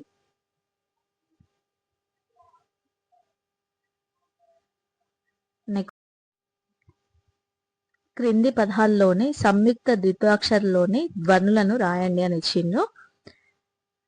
అక్కాలో ద్విత్వాక్షరం ఏమవుతుంది? ఖా అవుతుంది కదా. ఈ ఖాని ధ్వనులుగా ఎట్లా రాస్తాము? కకారం కకారం ప్లస్ ఆ, ఖా కు ఆ. నెక్స్ట్ ముగ్ధాలో దా అనేది సంయుక్త అక్షరం అవుతుంది. సో దీన్ని ఎట్లా రాస్తామంటే గ్ దు ఆ అంటే ముగ్ధ. నెక్స్ట్ మూర్ఛాలో చ అనేది సంయుక్త అక్షరం కదా, దీన్ని ఎట్లా రాస్తారంటే ర్ చ ఆ. నెక్స్ట్ పదాలను విడదీసి రాయమని చెప్పిండు. ఇక్కడ పైనిచ్చిను ఇప్పటికైనానే విడదీసి రాస్తే ఎట్లా వస్తుంది? ఇప్పటికి ప్లస్ అయినా. నీళ్ళెంత అని నీళ్లు ప్లస్ ఎంత. ఎక్కడుంటాయో ఎక్కడ ప్లస్ ఉంటాయో. ప్రజలెంతలై ఎట్లా రాస్తాం విడదీసి? ప్రజలు ప్లస్ ఎంత. నేనెవరిని? నేను ప్లస్ ఎవరిని. పోరేమిటి? పోరు ప్లస్ ఏమిటి. నాకింకా నాకు ప్లస్ ఇంకా. ఇవన్నీ ఇవి ప్లస్ అన్ని. సోమనాద్రి సోమన ప్లస్ ఆద్రి. ఇంతటితో 8th lesson complete. 8th lesson name వచ్చేసి చీమల బారు. ఈ లెసన్ యొక్క రచయిత పొట్లపల్లి రామారావు. ఇది ఏ ప్రక్రియకు చెందిందంటే గేయ కవిత అనే ప్రక్రియకు చెందింది. ఈ లెసన్ యొక్క ఇతివృత్వం వ్యక్తిత్వ వికాసం.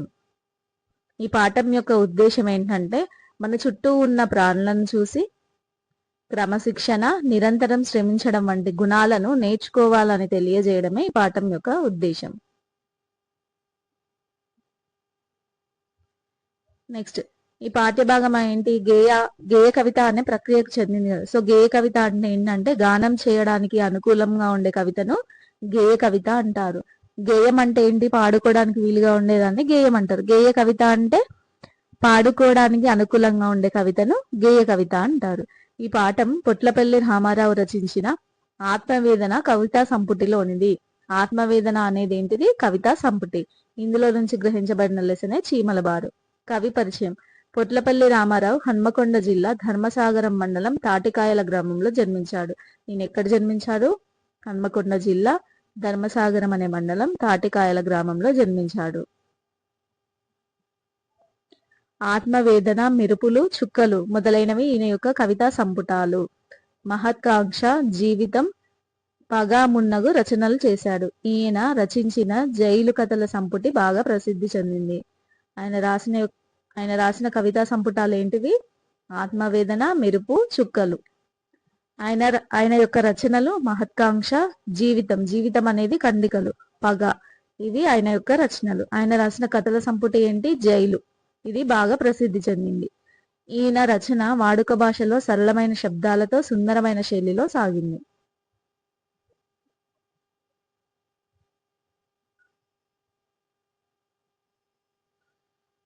అండర్లైన్ చేసిన వర్డ్ కి మీనింగ్ రాయమని చెప్పిండ్రు. సీమ అంటే ఏంటి? ప్రాంతం.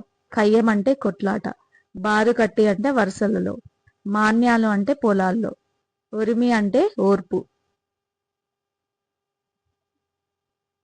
నెక్స్ట్ ఇక్కడ ప్రకృతులకి వికృతులను వెతికి రాయమని చెప్పిండు.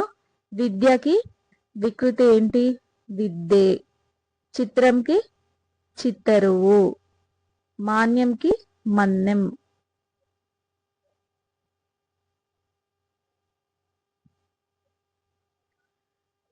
ఇక్కడ కొన్ని వర్డ్స్ ఇచ్చి చూడండి. దేశభక్తి. దేశభక్తి అంటే మీనింగ్ ఏంటి? దేశమునందు భక్తి. తెల్ల చొక్కా అంటే తెల్లనైన చొక్కా. లక్ష్మీపతి అంటే లక్ష్మి యొక్క పతి. గురుదక్షిణ అంటే గురువు కొరకు దక్షిణ. కూరగాయలు అంటే కూర మరియు కాయ. 10 ఎకరాలు అంటే 10 అను సంఖ్య గల ఎకరాలు. ఇట్లా వేరు అర్థాలు గల 2 పదాలను కలిపి ఒకే పదంగా రాయడాన్ని ఏమంటారంటే సమాసం అంటారు. ఇక్కడ దేశం అనేది వేరే పదం, భక్తి అనేది వేరే పదం కదా. ఇవి రెండింటిని కలిపి ఒక అర్థవంతమైన పదంగా రాస్తే ఏమైంది? అది దేశభక్తిగా అయింది కదా. సో ఇట్లా కొత్త పదం ఏర్పడడాన్ని ఏమంటారు? సమాసంలో మొదటి పదాన్ని పూర్వపదమని, రెండవ పదాన్ని ఉత్తర పదమని అంటారు. ఫర్ ఎగ్జాంపుల్ 10 ఎకరాలు ఉంది కదా, ఇందులో ఫస్ట్ వర్డ్ ఏంటి? 10 కదా. సో ఈ 10 అనే దాన్ని పూర్వపదమని, ఎకరాలు అయిన సెకండ్ వర్డ్ ని ఉత్తర పదమని అంటారు. సమాసంలో ఉండే పదాల అర్థాల ప్రాధాన్యతను బట్టి సమాసాలకు లక్షణాలు అంటే పేర్లు ఏర్పడ్డాయి. అందులో ఒకటి చూద్దాము, అదేంటంటే ద్వంద్వ సమాసం. ఎగ్జాంపుల్ ఏమి ఇచ్చిందంటే గురు శిష్యుల బంధం చాలా గొప్పది. ఇక్కడ గురు శిష్యులు వీళ్ళిద్దరికి సేమ్ ఇంపార్టెన్స్ ఉంది, గురువుకి శిష్యునికి సేమ్ ఇంపార్టెన్స్ ఉంది. సో ఇట్లా రెండు లేదా అంతకంటే ఎక్కువ సమ ప్రాధాన్యం గల నామవాచకాలు కలిపి ఒకే మాటగా ఏర్పడే సమాసాన్ని ఏమంటారు? ద్వంద్వ సమాసం అని అంటారు. గురువు శిష్యులు ఉన్నారు కదా, ఇట్లా రెండు గాని అంతకంటే ఎక్కువ గాని సేమ్ ఇంపార్టెన్స్ ఉన్న నామవాచకాలు కలిసి ఒక సమాసంగా ఏర్పడితే దాన్ని ఏమంటారు? ద్వంద్వ సమాసం అని అంటారు. అక్షరాలు దిద్దించడం కోసం ముందు బాలురులకు చిత్రలేఖనం నేర్పడం అవసరమని గాంధీజీ గారు చెప్తారు. ఇది ఎక్కడ అంటే గాంధీజీ గారి ఆత్మకథ అయిన సత్య శోధన నుండి తీసుకోబడింది. గాంధీజీ ఆత్మకథ ఏంటి? సత్య శోధన. నెక్స్ట్ 10th లెసన్ నేమ్ వచ్చేసి బాలనాగమ్మ. ఇది ఏ ప్రక్రియకు చెందిందంటే జానపద కథ అనే ప్రక్రియకు చెందింది. దీని యొక్క ఇతివృత్తం ఏంటి? సాహసం.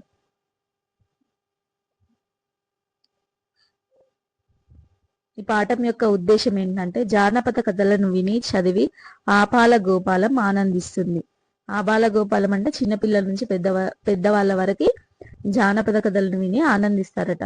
తెలంగాణలో అనేకమైన ప్రసిద్ధి చెందిన జానపద కథలు ఉన్నాయి. వాటిలో బహుళ ప్రజాదరణ పొందిన జానపద కథ బాలనాగమ్మ కథ. తెలంగాణలో బాగా ప్రజాదరణ పొందిన జానపద కథ ఏంటి? బాలనాగమ్మ కథ. ఈ అద్భుతమైన కథ అనేక జానపద కళారూపాలలో ప్రదర్శించబడి ప్రజల మనస్సుల్లో స్థిరంగా నాటుకుపోయింది. దాని గురించి తెలపడమే ఈ పాఠం యొక్క ఉద్దేశం.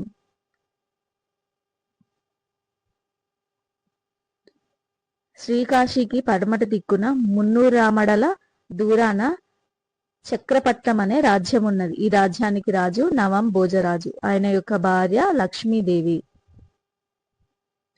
వీరికి 7 మంది ఆడపిల్లలు ఉన్నారు. వాళ్ళ యొక్క పేర్లు సూర్యనాగమ్మ, చంద్రనాగమ్మ, ఉత్తర కన్య, దక్షిణ కన్య, పగడాల సంగమ్మ, మునికన్య, బాలనాగమ్మ. వాళ్ళ వైఫ్ చనిపోయిన తర్వాత ఆయన మళ్ళీ మ్యారేజ్ చేసుకుంటారు అనమాట. ఆ సెకండ్ వైఫ్ పేరు ఏంటంటే మాణిక్యాలదేవి.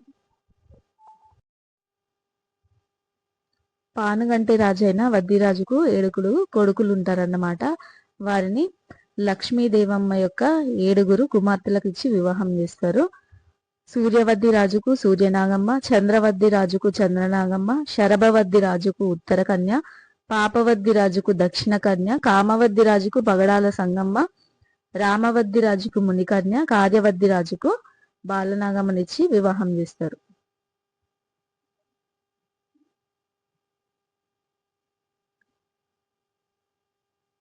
నాగల్లపూడి అనే రాజ్యంలో మాయలు మంత్రాలు తెలిసిన ఒక పకీరు ఉన్నాడు. అతన్నే మాయల పకీరు అంటారు.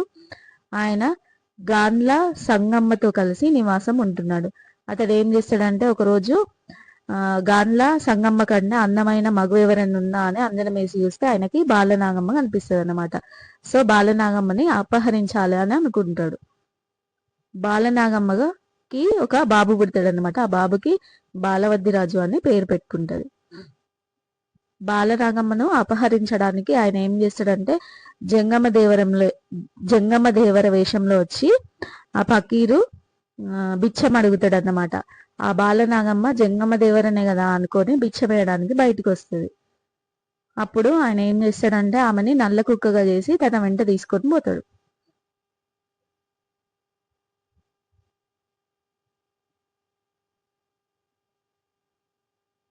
ఇక్కడ అండర్లైన్ చేసిన వర్డ్ కి మీనింగ్ ఆపోజిట్ వర్డ్స్. సంతోషపడ్డారు అంటే బాధపడ్డారు, సుఖం అంటే దుఃఖం, మేలు అంటే కీడు. Opposite words. విషాదం అంటే సంతోషం, చెడు అంటే మంచి. నెక్స్ట్ అండర్లైన్ చేసిన వర్డ్ కి మీనింగ్స్. సాధన అంటే అభ్యాసం, దిక్కు అంటే దిశ, ఆరగించడం అంటే భుజించడం, జప్తు అంటే స్వాధీనం, రాజులు అంటే చక్రవర్తులు, శిరస్సు అంటే ఏంటి? తల. విగ్రహవాక్యాలు ద్వంద్వ సమాసంకి రాయమని చెప్పిండు. తల్లిదండ్రులను ఏమని రాస్తాం? తల్లి తండ్రి. తోడు నీడలు తోడు నీడ. భీమార్జునులు భీముడు అర్జునుడు. కూరగాయలు కాయలు కూరలు. ఆటపాటలు ఆటలు పాటలు.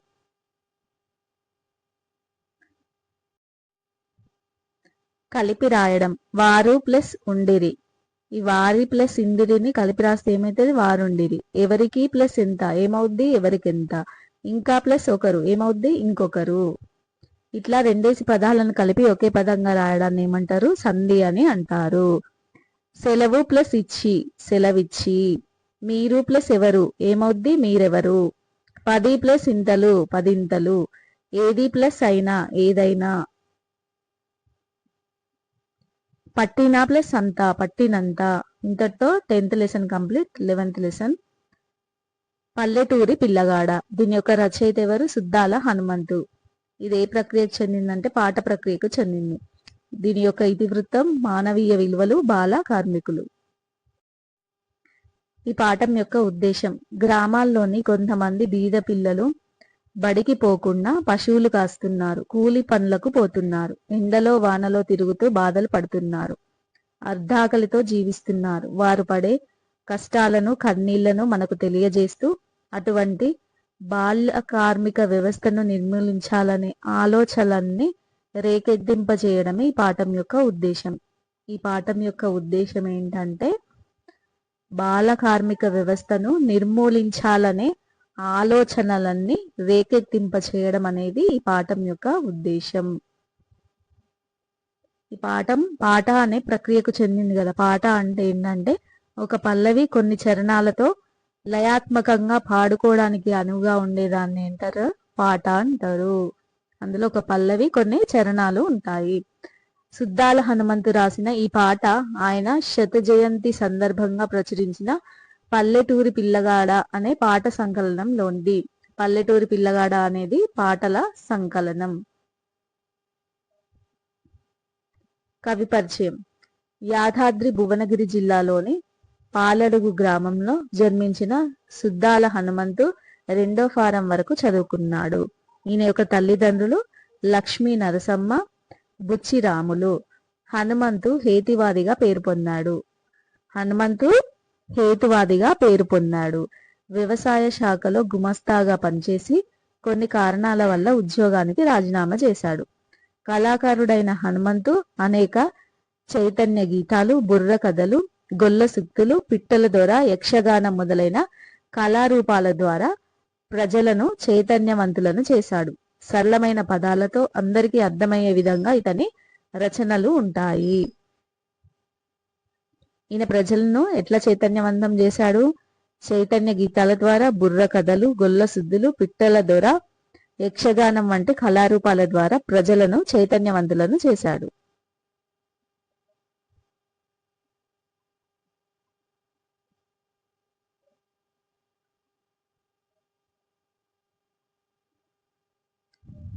పదజాల వినియోగం.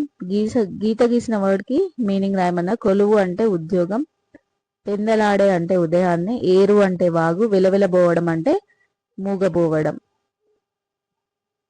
ప్రకృతి వికృతులు. పశులు అంటే ఏంటి? పశువులు. అంబ అంటే అమ్మ, అటవి అంటే అడవి, గాసం అంటే గ్రాసం. ఇక్కడ పదాలను విడదీసి రాయమని చెప్పిండు. నాయనమ్మని విడదీసి రాస్తే ఏమైతుంది? నాయన ప్లస్ అమ్మ. నిజాశ్రమంబు, నిజ ప్లస్ ఆశ్రమంబు. పోయితివయ్యా, పోయితివి ప్లస్ అయ్యా. నిజమూహింప, నిజము ప్లస్ ఊహింప. వలయమందు, వలయము ప్లస్ అందు. ముఖారవిందం, ముఖ ప్లస్ అరవిందం. విడదీసి ఇచ్చిన పదాలని ఇప్పుడు కలిపి రాయడం. నిన్ను ప్లస్ అడుగు ఏమవుతుంది కలిపి రాస్తే? నిన్నడుగు. ఇడుమకు ప్లస్ ఓర్చి, ఇడుమకోర్చి. ఇప్పుడు ప్లస్ ఏమిటి కలిపి రాస్తే ఇప్పుడేమిటి. ఎవరు ప్లస్ ఏమనినా కలిపి రాస్తే ఎవరేమనినా. నిమిషము ప్లస్ ఏని కలిపి రాస్తే నిమిషమేని. 12th లెసన్ కాపాడుకుందాం. ఇది ఏ ప్రక్రియకు చెందింది? సంభాషణ ప్రక్రియకు చెందింది. దీని యొక్క ఇతివృత్తం పర్యావరణం. ఈ పాఠం యొక్క ఉద్దేశం ఏంటంటే మన చుట్టూ ఉన్న చెట్లు, చేమలు, నదులు ఇవన్నీ ప్రకృతిలో భాగమే. అవి మనకు జీవనాధారమై, రక్షణ కవచమై నిలుస్తున్నాయి. వాటికి హాని కలిగించకుండా వాటిని కాపాడుకోవడమే మన ధర్మం అని తెలపడం ఈ పాఠం యొక్క ఉద్దేశం. ఈ పాఠం సంభాషణ అనే ప్రక్రియకు చెందింది. ఇద్దరు లేదా అంతకంటే ఎక్కువ మంది వ్యక్తుల మధ్య జరిగే మాటల కొనసాగింపునే సంభాషణ అంటారు. సంభాషణలు మన కళ్ళ ముందు పాత్రలు మాట్లాడినట్టు అనుభూతిని కలిగిస్తాయి. సంభాషణ అంటే ఏంటి? ఇద్దరు లేదా అంతకంటే ఎక్కువ మంది వ్యక్తుల మధ్యలో జరిగే మాటల కొనసాగింపునే సంభాషణ అంటారు.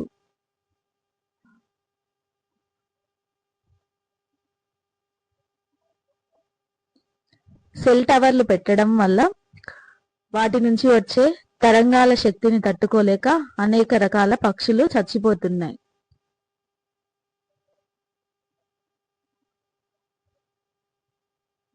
నెక్స్ట్ పదజాల వినియోగం.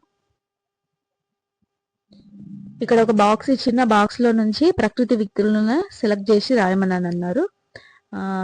లక్ష్మి అనే ప్రకృతికి వికృతి ఏంటి? లచ్చి.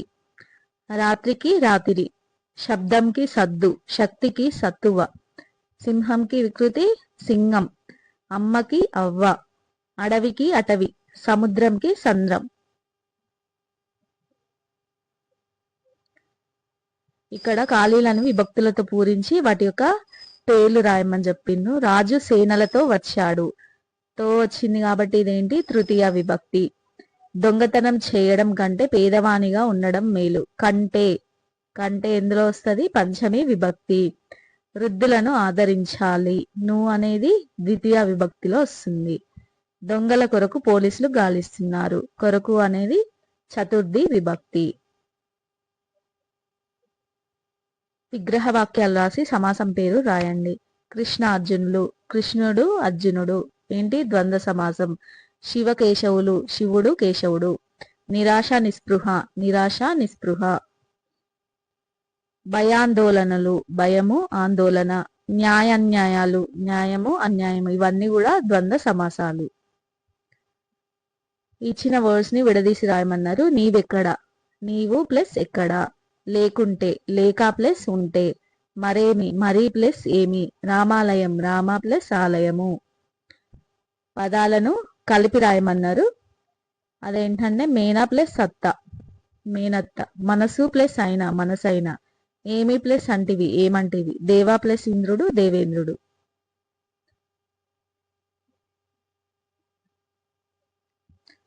ఇక్కడ ఇచ్చిన వర్డ్స్ తోని ఖాళీలను ఫిలప్ చేసి అది ఏ భాషా భాగం అనేది రాయమన్నాడు. రాధ గుడికి వెళ్లి కొబ్బరికాయ కొట్టింది. కొబ్బరికాయ అనేది ఏంటి? నామవాచకం. అమ్మ చేసిన పాయసం కమ్మగా ఉన్నది. ఈ కమ్మగా అనేది ఏంటి? విశేషణం.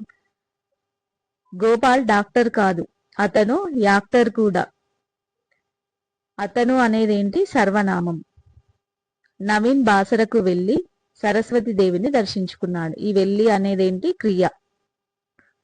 రవి ఉరుకుతూ కింద పడి అబ్బా అని అరిచాడు. అబ్బా అనేది ఏంటి? అవ్యయం. ఇంతటితో 12th lesson complete. First lesson name వచ్చేసి సోమనాద్రి. ఇది ఒక చారిత్రక వీరగాథ. సోమనాద్రికి పెద్ద సోమ భూపాలుడు అనే ప్రసిద్ధ నామం కూడా ఉన్నది. ఇతడు క్రీస్తు శకం 1750వ ప్రాంతం వాడు. బక్కమ్మ పెద్దారెడ్డిలు ఈయన యొక్క తల్లిదండ్రులు. భార్య లింగమ్మ. గద్వాల్ కోటను నిర్మించింది ఇతడే.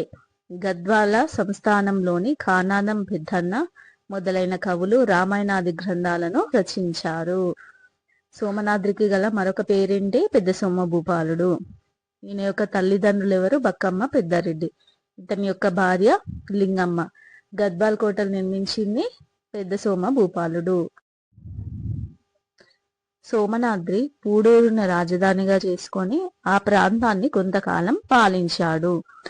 నేడు గద్వాల్ పట్టణంగా ప్రసిద్ధికెక్కిన ప్రదేశం అంతా ఆ రోజుల్లో దట్టమైన అడవి ప్రాంతంగా ఉండేది. ఒకసారి వేటాడడానికి వెళ్ళిన సోమనాద్రి ఆ ప్రదేశాన్ని చూసి అది తన రాజధానిగా ఉండడానికి అనుకూలమైనదిగా భావించి అక్కడ కోట నిర్మాణం చేపడతాడనమాట. అప్పుడు ఆ ప్రదేశానికి సమీపంలో ఉన్న ఉప్పెడు కోటను సయ్యద్ దావుద్ మియా పాలిస్తున్నాడు. ఈ సయ్యద్ దావుద్ మియా ఎవరు అనంటే గోల్కొండ కోట పాలకుడు నిజాం నవాబు అయిన నసిరుద్దౌలాకు ఆప్తుడన్నమాట. ఈ దావుద్ మియా ఏం చేస్తాడు, సోమనాద్రి కోట నిర్మిస్తున్న ప్రాంతం తన ఏలుబడిలో ఉందని, అక్కడ కోట కట్టడానికి వీలు లేదని అడ్డు చెప్తాడు అనమాట. అడ్డు చెప్పినప్పుడు సోమనాద్రి ఏం చేస్తాడంటే ఆ కోట నిర్మాణాన్ని ఆపొద్దు, దానికి ప్రతిఫలంగా నేను మీకు అప్పం చెల్లిస్తా నిర్మాణం పూర్తయిన తర్వాత అని చెప్తాడు అనమాట. కానీ నిర్మాణం పూర్తయిన తర్వాత సోమనాద్రి కప్పం చెల్లించాడు అనమాట. సో దీనితో సయ్యద్ దావుద్ మియా ఏం చేస్తాడంటే సోమనాద్రి పైన యుద్ధాన్ని ప్రకటిస్తాడన్నమాట. ఆ యుద్ధంలో రాయచూరు నవాబు అయిన బసర్జంగ్, ప్రాగుటూరు కోట అధిపతి అయిన ఈదర్ సాబు తమ తమ సేనలతో వచ్చి యుద్ధ రంగంలో సయ్యద్ కు బాసటగా నిలిచారు. సయ్యద్ కి సపోర్ట్ గా ఎవరెవరు నిలిచారు, రాయచూరు నవాబు అయిన బసర్జంగ్, ప్రాగుటూరు కోటకు అధిపతి అయిన ఈదర్ సాబు. ఇరుపక్షాల సైన్యాలు గద్వాలకు రాయచూరుకు మధ్య ప్రాంతమైన అరిగిద్ద వద్ద మోహరించాయి. కానీ యుద్ధంలో సయ్యద్ దావుద్ మియా ఓడిపోతాడన్నమాట. సో యుద్ధానికి పరిహారంగా తన యుద్ధ చిహ్నాలైన నగారా, పచ్చజెన్న, ఏనుగులను సోమనాద్రికి సమర్పించుకొని తలదించుకొని ఉప్పెడకు చేరుకుంటాడన్నమాట. గుత్తి దుర్గాధిపతి టీకు సుల్తాన్, కర్నూలు నవాబు దావుద్ ఖాన్, బళ్ళారి నవాబు తమ పరాక్రమాన్ని ప్రదర్శించడానికి మంచి ఉత్సాహంతో వచ్చి కొత్తగా నిజాం సైన్యంలో చేరారు. నిజాం సైన్యంలో చేరిన వాళ్ళు ఎవరెవరు అంటే గుత్తి దుర్గాధిపతి టీకు సుల్తాన్, కర్నూలు నవాబు దావుద్ ఖాన్, బళ్ళారి నవాబులు. తుంగభద్ర నదికి దక్షిణాన ఉన్న నిడుదూరుకు చేరుకున్నది నిజాం సైన్యం. తుంగభద్రకు ఉత్తర తీరంలో ఉన్న కల్లుగోట గ్రామంలో సోమనాద్రి సైన్యం విడిది చేసింది. తుంగభద్రకు ఉత్తరాన ఎవరున్నారు, సోమనాద్రి సైన్యం ఉంది. ఎక్కడ, కల్లుగోట గ్రామంలో. తుంగభద్రకు దక్షిణాన నిడుదూరులో నిజాం సైన్యం ఉంది. సోమనాద్రి యొక్క శక్తి అంతా అతని గుర్రంలోనే ఉంది. తెల్లారేసరికి సోమనాద్రికి గుర్రం తెచ్చిన వారికి జాగిరిస్తానని నిజాం నవాబు ప్రకటిస్తాడు. సోమనాద్రికి తన గుర్రాన్ని ఎవరు తెచ్చిస్తారంటే బోయే సర్దారు అయిన హనుమప్ప నాయుడు. ఈయన ఏ గ్రామానికి చెందినవాడంటే బొచ్చిగన్నపల్లికి చెందినవాడు. యుద్ధంలో ప్రాగుటూరు, బళ్ళారి నవాబులు హతులయ్యారు. గుత్తి, రాయచూరు నవాబులేమో యుద్ధ విముఖులయ్యారు. యుద్ధ పరిహారంగా కర్నూలులోని కొండారెడ్డి బుర్జిలో ఉన్న ఎల్లమ్మ ఫిరంగిని, రాయచూరు నవాబు ఆధీనంలో ఉన్న రామ లక్ష్మణ అనే పేర్లు గల 2 ఫిరంగులను సోమనాద్రి స్వీకరించారు. కర్నూలు ఏలుబడిలోని కొంత భాగాన్ని సోమనాద్రికి ఇచ్చారు. సురవరం ప్రతాపరెడ్డి గారి హైందవ ధర్మవీరులు అనే గ్రంథం ఈ కథకు ఆధారం. ఈ కథకు ఆధారం ఏంటి, సురవరం ప్రతాపరెడ్డి గారి హైందవ ధర్మవీరులు అనే గ్రంథం. సెకండ్ లెసన్, మన జాతర జన జాతర. సమ్మక్క సారలక్కల మేడారం జాతర. జాతర అనే పదం సంస్కృత పదం. ఇది యాత్రకు వికృతి రూపం. ప్రెజెంట్ భారతదేశంలో అతిపెద్ద జాతరగా పేరు పొందింది ఏంటి, మేడారం గిరిజన జాతర. ఈ జాతర జరిగే ప్లేస్ ఏంటంటే జయశంకర్ జిల్లా తడ్వాయి మండలం మేడారం గ్రామం దగ్గర అడవి మధ్యలో చిలకల గుట్ట ఉంది. చుట్టుపక్కల దట్టమైన అడవి ఉంది. ఇక్కడ 2 నెలలకు ఒకసారి 3 రోజుల పాటు ఈ జాతర జరుగుతుంది. మాఘశుద్ధ పౌర్ణమి ఫిబ్రవరి నెలలో మొదలుకొని 3 రోజుల పాటు జరిగే ఈ జాతరను ఏమంటారు, సమ్మక్క సారక జాతర అంటారు. ఈ జాతరకి పక్క రాష్ట్రాలైన ఆంధ్రప్రదేశ్, మహారాష్ట్ర, ఛత్తీస్గఢ్, జార్ఖండ్, మధ్యప్రదేశ్ రాష్ట్రాల నుండి కూడా భక్తులు వచ్చి వారి యొక్క మొక్కులను తీర్చుకుంటారు. ఈ సమ్మక్క సారక్క ఎవరు, వీళ్ళిద్దరూ తల్లి కూతుర్లు అన్నమాట. గిరిజన హక్కుల కోసం ఎదురు తిరిగి పోరాడిన వీర వనితలు. 12వ శతాబ్దం పూర్వం కరీంనగర్ జిల్లా పొలవాస ప్రాంతాన్ని గిరిజన దొర అయిన మేడరాజు పరిపాలిస్తుండేవాడు. అతనికి సంతానం లేదన్నమాట. ఒక రోజు అడవికి వెళ్ళినప్పుడు పులుల మధ్యలో ఒక చిన్న పాప కనిపిస్తుంది అనమాట. సో ఆ పాపని అతను ఇంటికి తీసుకొచ్చుకుంటాడు. ఆమెకే సమ్మక్క అని పేరు పెట్టుకుంటాడు. ఈ సమ్మక్క చిన్నప్పటి నుంచి చెట్ల వైద్యం చేస్తూ గిరిజనులను రక్షించేదన్నమాట. సో ఆమెకి మహిమలు ఉన్నాయని ఆమెను ఒక దేవతామూర్తిగా గిరిజనులు భావించేవారు. మేడరాజు యొక్క మేనల్లుడెవరు, పగిడిద్దరాజు. ఇతడు కాకతీయులకు సామంతరాజుగా ఉండి మేడారంను పరిపాలిస్తుండేవాడు. పగిడిద్ద రాజుకు సమ్మక్కనిచ్చి పెళ్లి చేశారు. వీరికి నాగులమ్మ, సారలమ్మ అనే 2 ఆడపిల్లలు, జంపన్న అనే కొడుకు పుట్టారు. కొండాయి గోవిందరాజు కూతుళ్లు నాగులమ్మ, సారలమ్మ, కొడుకు జంపన్న వీరోచితంగా పోరాడారు. జంపన్న పక్కనే ఉన్న సంపెంగ వాగులోకి దూకి వీరమరణం పొందాడు. పగిడిద్దరాజు కూడా శత్రువుల చేతిలో హతమయ్యాడు. చివరికి సమ్మక్కొకతే మిగిలిపోయింది. గాయపడిన సమ్మక్క గుర్రం మీద ఈశాన్య దిక్కున ఉన్న చిలకలగుట్టకు పోయింది. గిరిజనులు ఆమె కోసం వెతికినప్పుడు వాళ్ళకేం దొరుకుద్దంటే ఒక నెమలి నార చెట్టు, దాని కింద ఒక పుట్ట, ఆ పుట్ట మీద ఒక కుంకుమ బర్ని కనిపిస్తుంది అన్నమాట. ఆ కుంకుమ బర్నీలో ఏమేమి ఉంటాయంటే పసుపు, కుంకుమ, చెట్ల మూలికలు కనిపిస్తాయి. దీంతో గిరిజనులు ఏమని భావిస్తారనంటే సమ్మక్క తల్లి దేవతా రూపం పొందిందని నమ్ముతారన్నమాట. ఈ మేడారం అనేది కాకతీయుల యొక్క వశం అయిపోతుంది. ప్రతాపరుద్రుని కళలో కులదైవమైన ఏకవీరాదేవి కనిపించి సమ్మక్క మానవ రూపంలో వచ్చిన దేవత అని ఆమెకి జాతర జరిపించాలని చెప్తాదట. కాకతీయుల యొక్క కులదైవం ఎవరు? ఏకవీరాదేవి. ఈ జాతరకు ప్రత్యేకంగా గిరిజన పురోహితులు ఉంటారు. వీళ్ళు చిలకల గుట్టను పవిత్రమైనదిగా భావిస్తారు. ఈ గుట్టపైకి ఎవరు పోరన్నమాట. జాతర ముందర మాత్రం ఒక కోయ యువకుడు చిలకల గుట్ట మీదికి పోయి పసుపు కుంకుమ ఉన్న బరినను, వెదురు గడను తెచ్చి గద్దెలపై నిలపడంతో జాతర అనేది మొదలవుతుంది. సమ్మక్క గాయపడ్డ చోటు తల్లెగద్దె అని, సారలమ్మ వీరమరణం పొందిన చోటు పిల్లగద్ద అని అంటారు. ఈ తతంగాన్నంతా దేవతలు ఆహ్వానించడం అంటారు. తర్వాత భక్తులు గద్దెలను దర్శించుకోవడంతో జాతర అనేది మొదలవుతుంది. 3వ రోజు దేవతల వన ప్రవేశంతో జాతర అనేది ముగుస్తుంది. ఈ జాతరలో బెల్లం నేమని పిలుస్తారు, బంగారం అని అంటారు. 1940 నుండి ఈ జాతర అనేది ఎక్కువ ప్రాచుర్యంలోకి వచ్చింది. 1996వ సంవత్సరం నుండి ప్రభుత్వం ఈ పండుగను అధికారికంగా నిర్వహిస్తుంది. థర్డ్ ఎలుకమ్మ పెళ్లి. ఇందులో ఇంపార్టెంట్ పాయింట్స్ ఏం లేవు. నెక్స్ట్ 4th లెసన్ తెలంగాణ పల్లెలు సంస్కృతి. తెలంగాణ పల్లెలు సంస్కృతి. కొత్త పంట. కొత్తంత పండగ లేదు, అత్తంత ఆత్మ లేదు అన్నది తెలంగాణలో ఒక సామెత. పంట పండగనే ప్రతి ఇంట్లో చేసుకునే పండగనే కొత్త పండుగ. ఈ కొత్త పండుగకి ఏం చేస్తారంటే వడ్లను దంచి కొత్త బియ్యం తీసి వండి 10 మందికి పిలిచి కడుపు నిండా భోజనం పెడతారు అనమాట. ఇది ఏడాదికి 2 సార్లు పంటను తీస్తారు కాబట్టి కొత్త పండుగను కూడా 2 సార్లు చేసుకుంటారు. యాసంగి కొత్తకు కూరగాయల కరువు, వానకాలం కొత్తకు పచ్చటాకులు అనేవి కరువు. కొత్త పండుగ తెలంగాణ సంస్కృతిలో ఒక భాగం. కొందరైతే కొత్తనాడు తప్పకుండా చేపల పులుసును వండుకుంటారు. కుండను దేవుడిగా పూజించే సంస్కృతి తెలంగాణలో ఉంది. కుండని దేవుడిగా పూజించే సంస్కృతి ఎక్కడుంది? తెలంగాణలో ఉంది. పండుగలకు, శుభకార్యాలకు కూరాడు పేరుతో కుండను పూజిస్తారు. కొత్త ఇల్లు కట్టుకొని ఇంట్లోకి వెళ్ళినప్పుడు కూడా తప్పకుండా మట్టి కుండతో కూరాడును నిలుపుకుంటారు. కొత్తనాడు ఈ కూరాడుకు ఒక ప్రత్యేకత ఉన్నది. కూరాడును కడిగి పొదిచి బంతిపూల దండను కట్టి కొత్త అన్నాన్ని నైవేద్యంగా పెడతారు.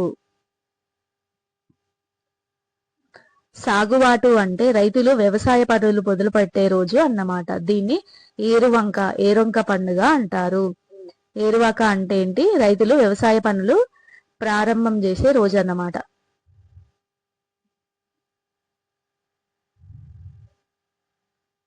కుల వృత్తులు ఏంటి? కర్ర పనిముట్లు చేసే వాళ్ళని ఏమంటారు? వడ్రంగులు అంటారు.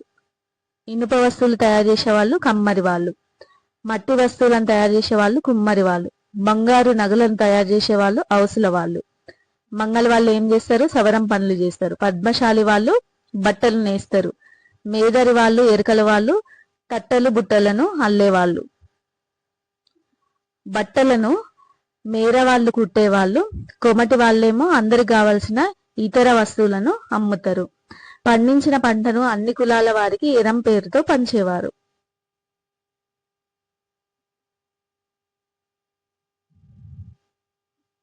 నెక్స్ట్ చెరువు నీళ్లను పొలాలకు సమానంగా పంచడానికి పెద్ద నీరటి కాడు ఉండేవాడు. ఒక్కొక్క కాల్వకైతే ఒక నీరటి కాడు ఉండేవాళ్ళు. అతడు కాల్వల్లోని నీటిని పొలాలకు సమానంగా పంచేవాడు. ఈ పెద్ద నీరటి కాడు అనే పదవి వంశపారపర్యంగా వచ్చేది. కానీ చిన్న నీరటి గాళ్లను ఆయా పొలాల రైతులు నియమించుకునేవారు.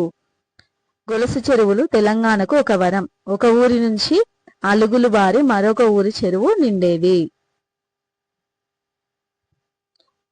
ఊర్లో పెళ్లిళ్ళు జరిగినప్పుడు ఎవరెవరు ఏమేం చేస్తారంటే, కుమ్మరి వాళ్ళు పోలు ముంతలు, కూరాటి కుండలు ఇవ్వడం, మంగళ వాళ్ళు ఏం చేస్తారు, మైలపోలు తీయడం, బత్తని వారు ఏం చేస్తారు, సన్నాయి వాయించడం, తమ్మలి వాళ్ళు ఏం చేస్తారు, పువ్వులు అల్లివ్వడం, చాకలి వాళ్ళు పత్రికలు పంచడం, సమాచారం చేరవేయడం, అవసల వారు పుస్తలు మెట్టలు తెచ్చివ్వడం, బ్రాహ్మణులు సాంప్రదాయబద్ధంగా వివాహం చేయించేవారు.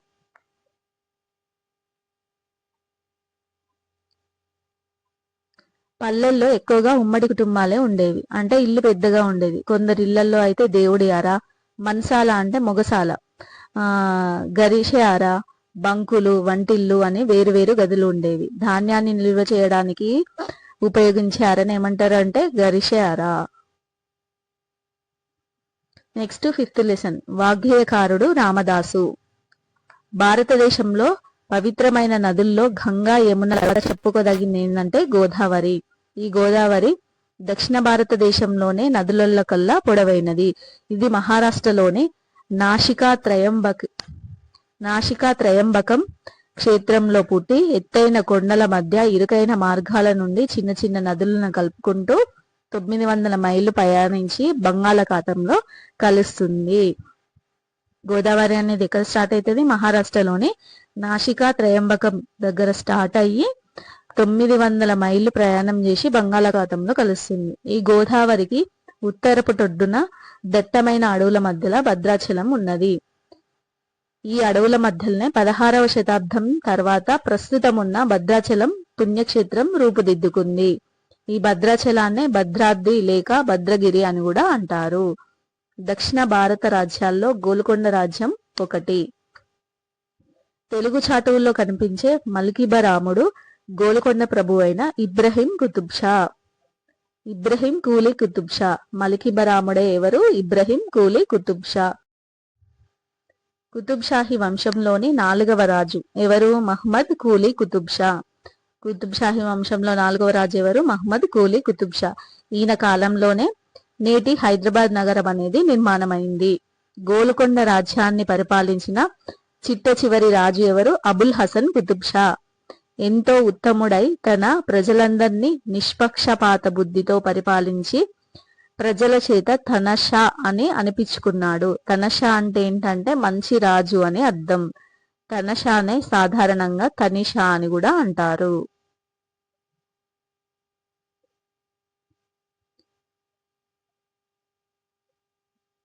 తనషా కొలువులో అక్కన్న మంత్రిగా, దండనాయకుడిగా బాధ్యతలు నిర్వహించేవాడు. మాదన్న ఏమో ప్రధాన మంత్రిగా. మాదన్న అసలు పేరు సూర్యప్రకాష్ రావు. అన్నదమ్ములిద్దరూ ఔరంగజేబ్ దాళ్ల నుంచి గోల్కొండ రాజ్యాన్ని కాపాడడంలో ప్రధాన పాత్ర వహించారు. ఖమ్మం జిల్లాలోని నెలకొండమల్లి అనే గ్రామంలో క్రీస్తు శకం 17వ శతాబ్దంలో లింగమ్మ కామమ్మ దంపతులకు ఎవరు పుట్టారు? ఒక మగబిడ్డ పుట్టారు. ఆయనే కంచర్ల గోపన్న. శాస్త్ర పండితుడైన రఘునాథ భట్టాచార్య గోపన్నకు బాలరామాయణాన్ని తాత్పర్య సహితంగా చెప్పడం అనేది జరిగింది. ఆయన యొక్క భార్య ఎవరు? కంచర్ల గోపన్న యొక్క భార్య ఎవరు? కమల.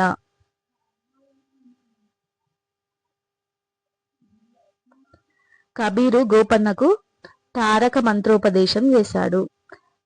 శ్రీరామం నామం మరువం సిద్ధాము యమునికి వెరువాం అని కీర్తనలను పాడడం ప్రారంభించాడు. ఎవరు? గోపన్న. గోపన్న యొక్క కుమారుడు ఎవరు? రఘురాముడు. గోపన్నకు భద్రాచలం తుకీడికి అంటే తాలూకాకు తహసీల్దారుగా నియమించబడ్డాడు. గోపన్నను అందరు ఏమని పిలిచేవారు? రామదాస్ అని పిలిచేవారు. 6 లక్షల వరహాలు ఖర్చు పెట్టి దేవతా విగ్రహాలు, ఆభరణాలు చేయించాడు. ఈయనని జైల్లో 12 సంవత్సరాల పాటు బంధిస్తే ఆయన రామునిపై అనేక కీర్తనలు రాశాడు.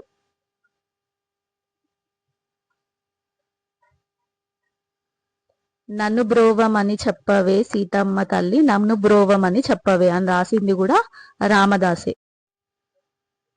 మారువేషంలో ఉన్న రామలక్ష్మణులు తనిషా గదిని సమీపించి, తలుపు తీయవయ్యా తనిషా, నీకు ఇయ్యడ పైకము నీయవచ్చితిమి అని తలుపు కొట్టారు.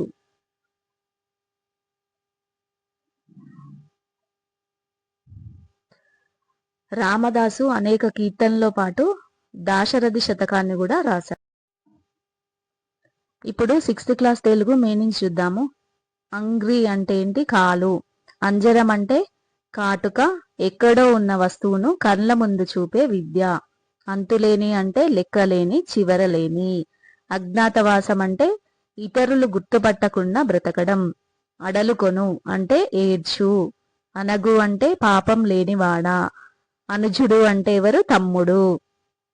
అపారమైన అంటే చాలా ఎక్కువైన, అంతులేని. అభినందన అంటే మెచ్చుకోలు, ప్రోత్సాహం.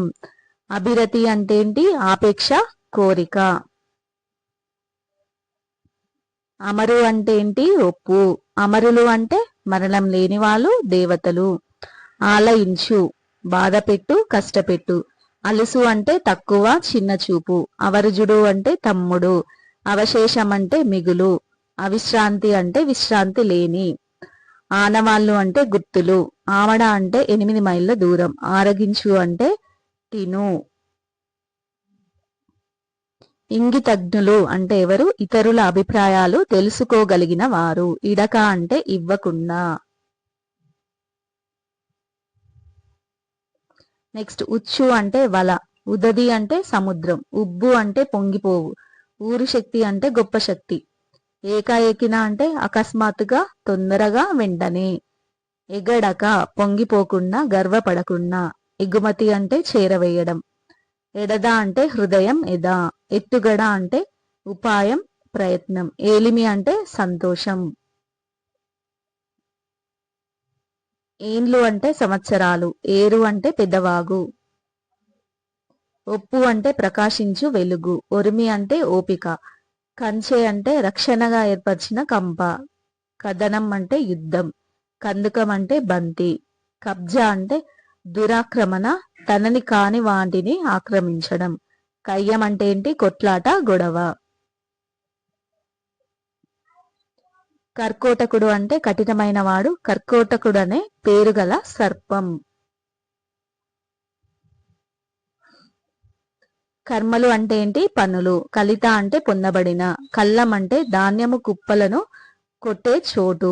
కలుగు అంటే ఏంటి? రంధ్రం. కవచం అంటే రక్షణ కొరకు ఒంటిపై ధరించినది. కార్యం అంటే పని.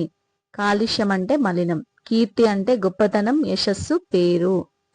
కుంచం అంటే 4 మానికల కొలమానం. మానికకు ఎన్ని? 4 సోలలు. అంటే దాదాపు 7.5 కిలోలకి సమానం. కృషికుడు అంటే ఎవరు? రైతు. కొప్పెర అంటే తలపై నుండి కప్పుకునే గొంగడి.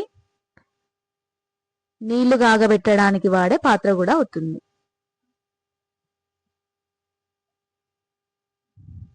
నెక్స్ట్ కొలువు అంటే ఉద్యోగం, ఆస్థానం. కోనేరు అంటే చుట్లు మెట్టు కలిగి నల్లు చెదరపు నీటి ప్రదేశం, పుష్కరిణి అన్నట్టు. ఖడ్గం అంటే కత్తి. ఖేదం అంటే దుఃఖం, ఏడుపు, బాధ. గడియ అంటే 24 నిమిషాల కాలం. గాసం అంటే ఆహారం, గడ్డి. గిరలు అంటే గీతలు. గొబ్బున అంటే శీఘ్రంగా, వెంటనే, హఠాత్తుగా. గోపురం అంటే దేవాలయపు వాకిలి ద్వారం. జ్ఞానం అంటే జ్ఞానము, బుద్ధి.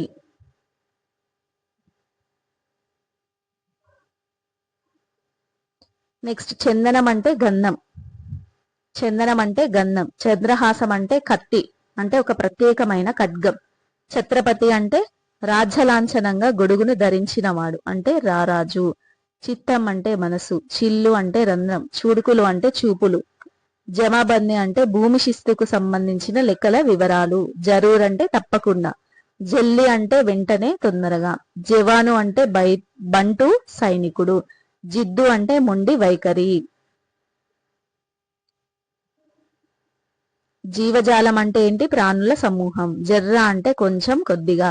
తడయక అంటే ఆలస్యం చేయక, తనచ్చు అంటే ప్రకాశించు, తప్తం అంటే కాలిన, తరి అంటే సమయం, తలగొట్టి అంటే తల నరికి, తాకీదు అంటే ఆజ్ఞాప్రత్నం, తాటిజెగ్గ అంటే తాటిమట్ట, తాపడం అంటే అతికించడం, తునికరాళ్ళు అంటే కొలతరాళ్ళు, తృణం అంటే గడ్డి, తిరంగులు అంటే విధాలు,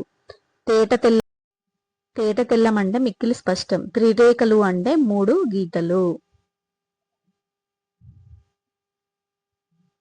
దాపనం అంటే ఏంటి? దాచడం. దుర్గమం అంటే వెళ్ళరానటువంటి. దుర్భేద్యం అంటే పగులగొట్టలేనటువంటి. దొడ్డి అంటే పశువుల కొట్టం. ధర అంటే వెల, మూల్యం. దార అంటే పైనుండి కిందికి ఒక వరుసలో పడే నీరు. నారి అంటే స్త్రీ. నిరంకుశం అంటే అడ్డు లేనటువంటి. నిర్మలం అంటే మురికి లేని స్వచ్ఛమైనది. నిర్మూలించు అంటే రూపుమాపు. నుడుగులు అంటే మాటలు. నిమికించుట అంటే వెతికించుట. నెరియలు అంటే నేల పగుళ్ళు. నైపుణ్యం అంటే నేర్పరితనం. నలనీదళం అంటే తామరాకు. పత్త అంటే చిరునామా. పయ్యర అంటే గాలి. పరముడు అంటే ఉన్నతుడు, గొప్పవాడు. పాదయుగలం అంటే 2 పాదాలు. పారితోషికం అంటే బహుమానం. పాలికాపు అంటే పంట కాపరి. పుడమి అంటే నేల. పుడిసెడు అంటే సగానికి మడిచిన అడచేయి అంతా. చెర. పురోగతి అంటే అభివృద్ధి. పులకరింత అంటే గగ్గుర్పాటు. పొడగాంచి అంటే రూపు చూసి.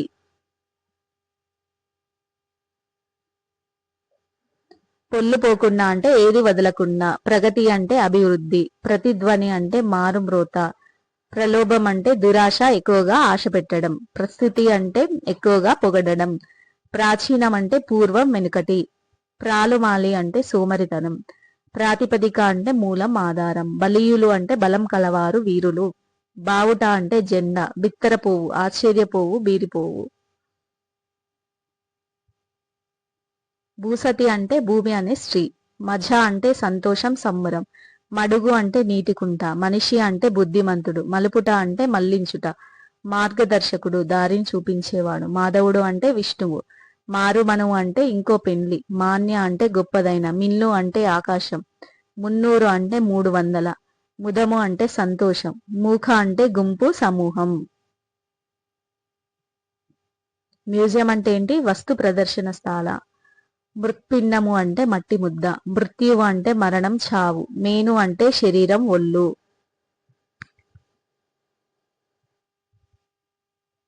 మొగులు అంటే మేఘం, మబ్బు. మోధము అంటే సంతోషం. యవీయసుడు అంటే తమ్ముడు. యుగ్మం అంటే జంట. రిపులు అంటే శత్రువులు. రుధిరం అంటే రక్తం, నెత్తురు. లేమి అంటే దారిద్ర్యం. వడ అంటే వేడి, వేసవికాలపు తీవ్ర తాపము. వడగన్లు అంటే వానరాళ్ళు. వడగన్లు అంటే వానరాలు. వడి అంటే వేగం. వరిపిడి అంటే వరిపొట్టు. వార్ది అంటే సముద్రం. విదుల్చు అంటే విదుల్చుట, దులుపుట. విధి అంటే కర్తవ్యం, చేయవలసినది. వనది అంటే సముద్రం. వనవాసం అడవిలో నివాసం ఉండడం. విప్లవం అంటే మార్పు, తిరుగుబాటు. విభూది ఐశ్వర్యం, బూడిద. విరించి బ్రహ్మ. విల్లు అంటే ధనస్సు.